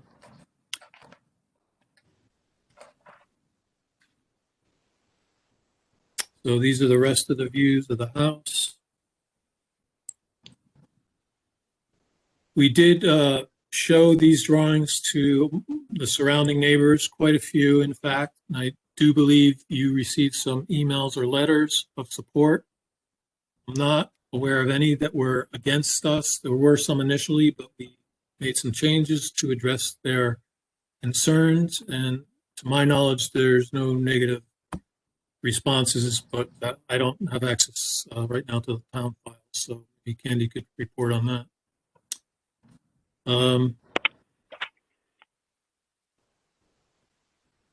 Back to the site plan here. So this is our zoning chart.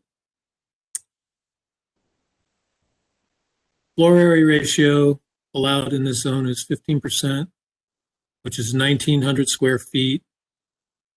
Our lot is only 12,670 square feet, and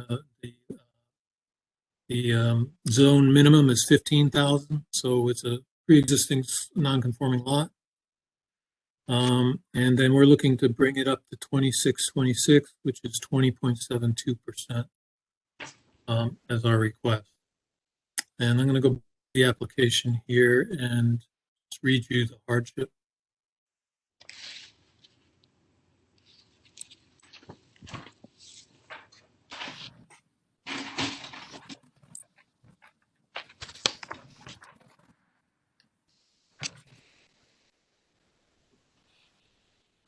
So the subject property is a pre-existing non-conforming lot in area established in 1924, but not under separate ownership in July 1960.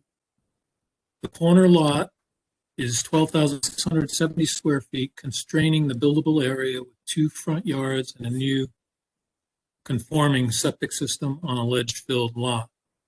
House is modest with 1,900 square feet of living area, covered front porch to stay in context with the neighborhood, and a small 2-bay garage making up the additional floor area requested, which is within 1% of the 20% allowed for pre-1960 lots.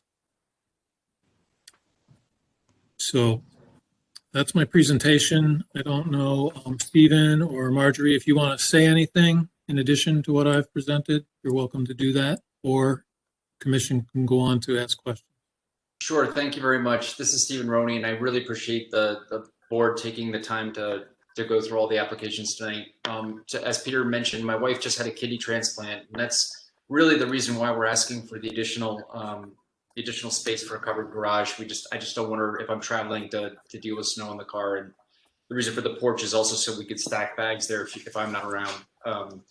So again, I hope that it's tasteful. I hope the neighbors think that we're doing the property a service. And again, just want to thank the board for your time this evening and your consideration. Thank you. All right. Does the board have any questions?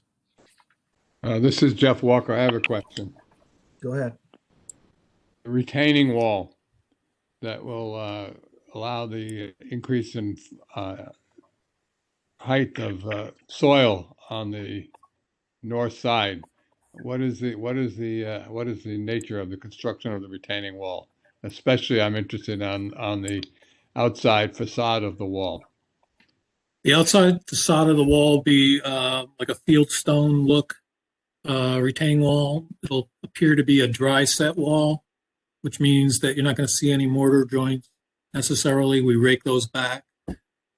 So the mortar will still be there, but it's raked back so that it keeps the wall in place.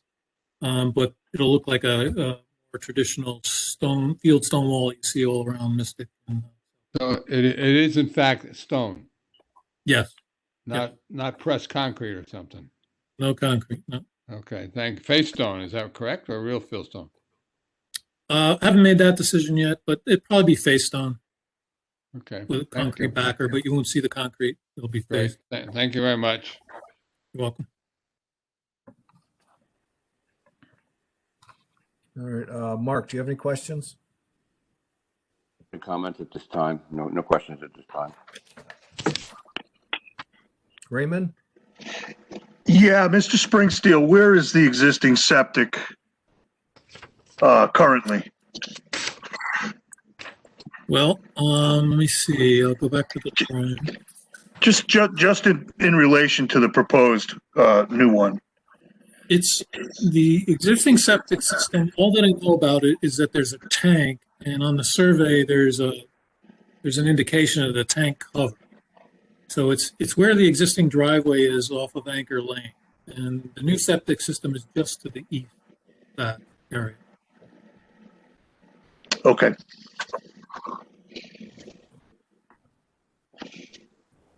All right.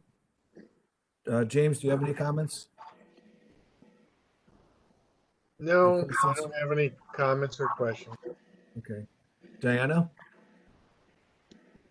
No comments. All right. This is Candy Palmer. Just for the record, there were 2 letters in favor and no letters against. All right. Thank you, Candy. I was just going to ask you that. All right. I think you covered all my questions with your presentation.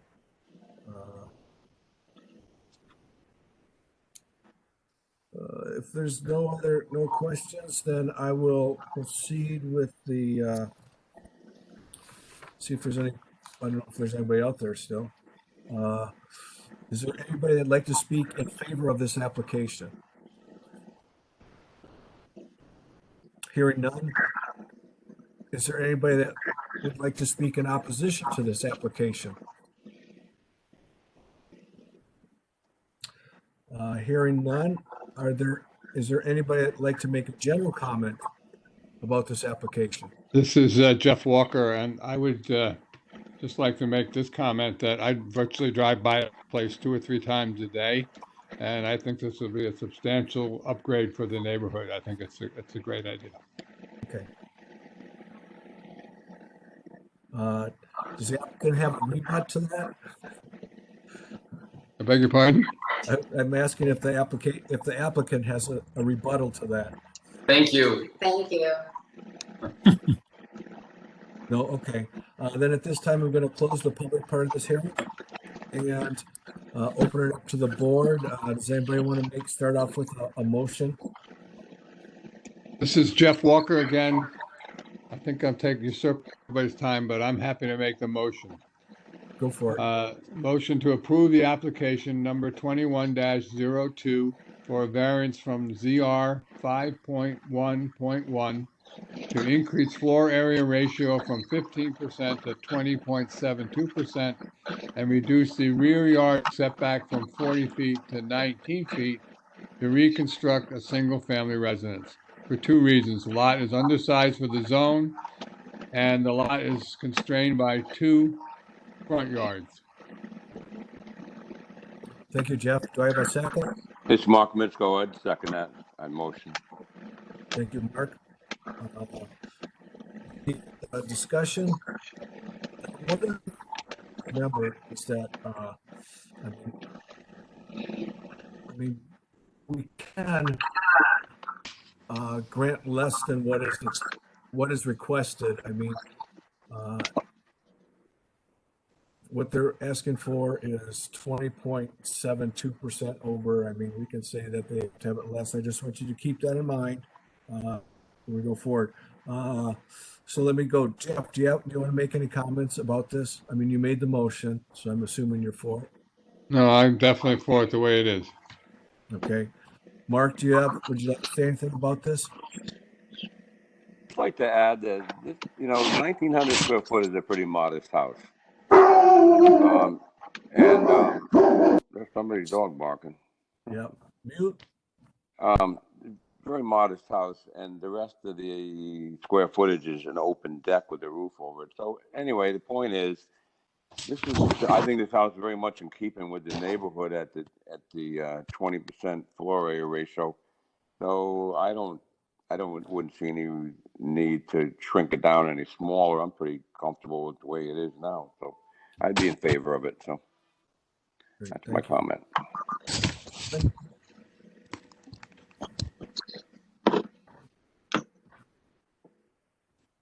Raymond, do you have any comments? Yeah, apologies for the German Shepherds. I kind of have to echo what Jeff and Mark said. I mean, it's pre-existing non-conforming with 2 front yards, and with reconstruction, you want reasonable use. So I think it's a fairly reasonable request. So I'll be supporting this application. All right, great. Thank you. James, do you have any comments you'd like to make? No, I'm all set. Thank you. You're all set. Okay. And as far as I'm concerned, I like this. I think that they proved their hardship, and I think we should go for this. So with no further ado, I'm going to ask for approval of the motion that was, hold on, let me get this right. All you have to do is say there's a motion on the table. Okay, so there's a motion on the table to approve it. So I'm going to go around. Jeff Walker, approve or disapprove? Approve. Mark Mitsko? Mark? Approve. Thank you. Raymond? Approve. Jim Stanton? Approve. And this is James Kane, the chairman. I also vote in favor of this up for approval. So that's that. So this one does not have a second one, right? No. So you have your variance. Thank you very much, everyone. So we appreciate much. it. We appreciate it. Good luck. Thank you. Thank you. All right. Hopefully, let's see. One of the last things is review of meeting minutes from our last meeting on January 12th, 2021. Does everybody have a chance? Does anybody have any comments on it? Could I hear a motion to approve the meeting minutes? I make a motion we approve the minutes from last month's meeting. This is Jeff Walker. I would second that. Okay, so Mark made a motion, Jeff seconded it. All in favor? Aye. Aye. Aye. Okay, it's unanimous. I think that covers everything. Candy, do you have any last minute comments before we adjourn? No, sir. Yet again, another pleasurable evening. Yeah, it was a long one. But we made it through. That was very interesting. All right. Can I have a motion to adjourn? Anyone? Motion. Motion. Seconded. Seconded. Motion by James. Mark. Mark. All in favor? Aye. Aye. We're done. Right. Take care, Thank everybody. you. Thanks, everybody. Thank you. I'll see y'all soon. Thanks, Candy. Bye-bye now. Bye-bye.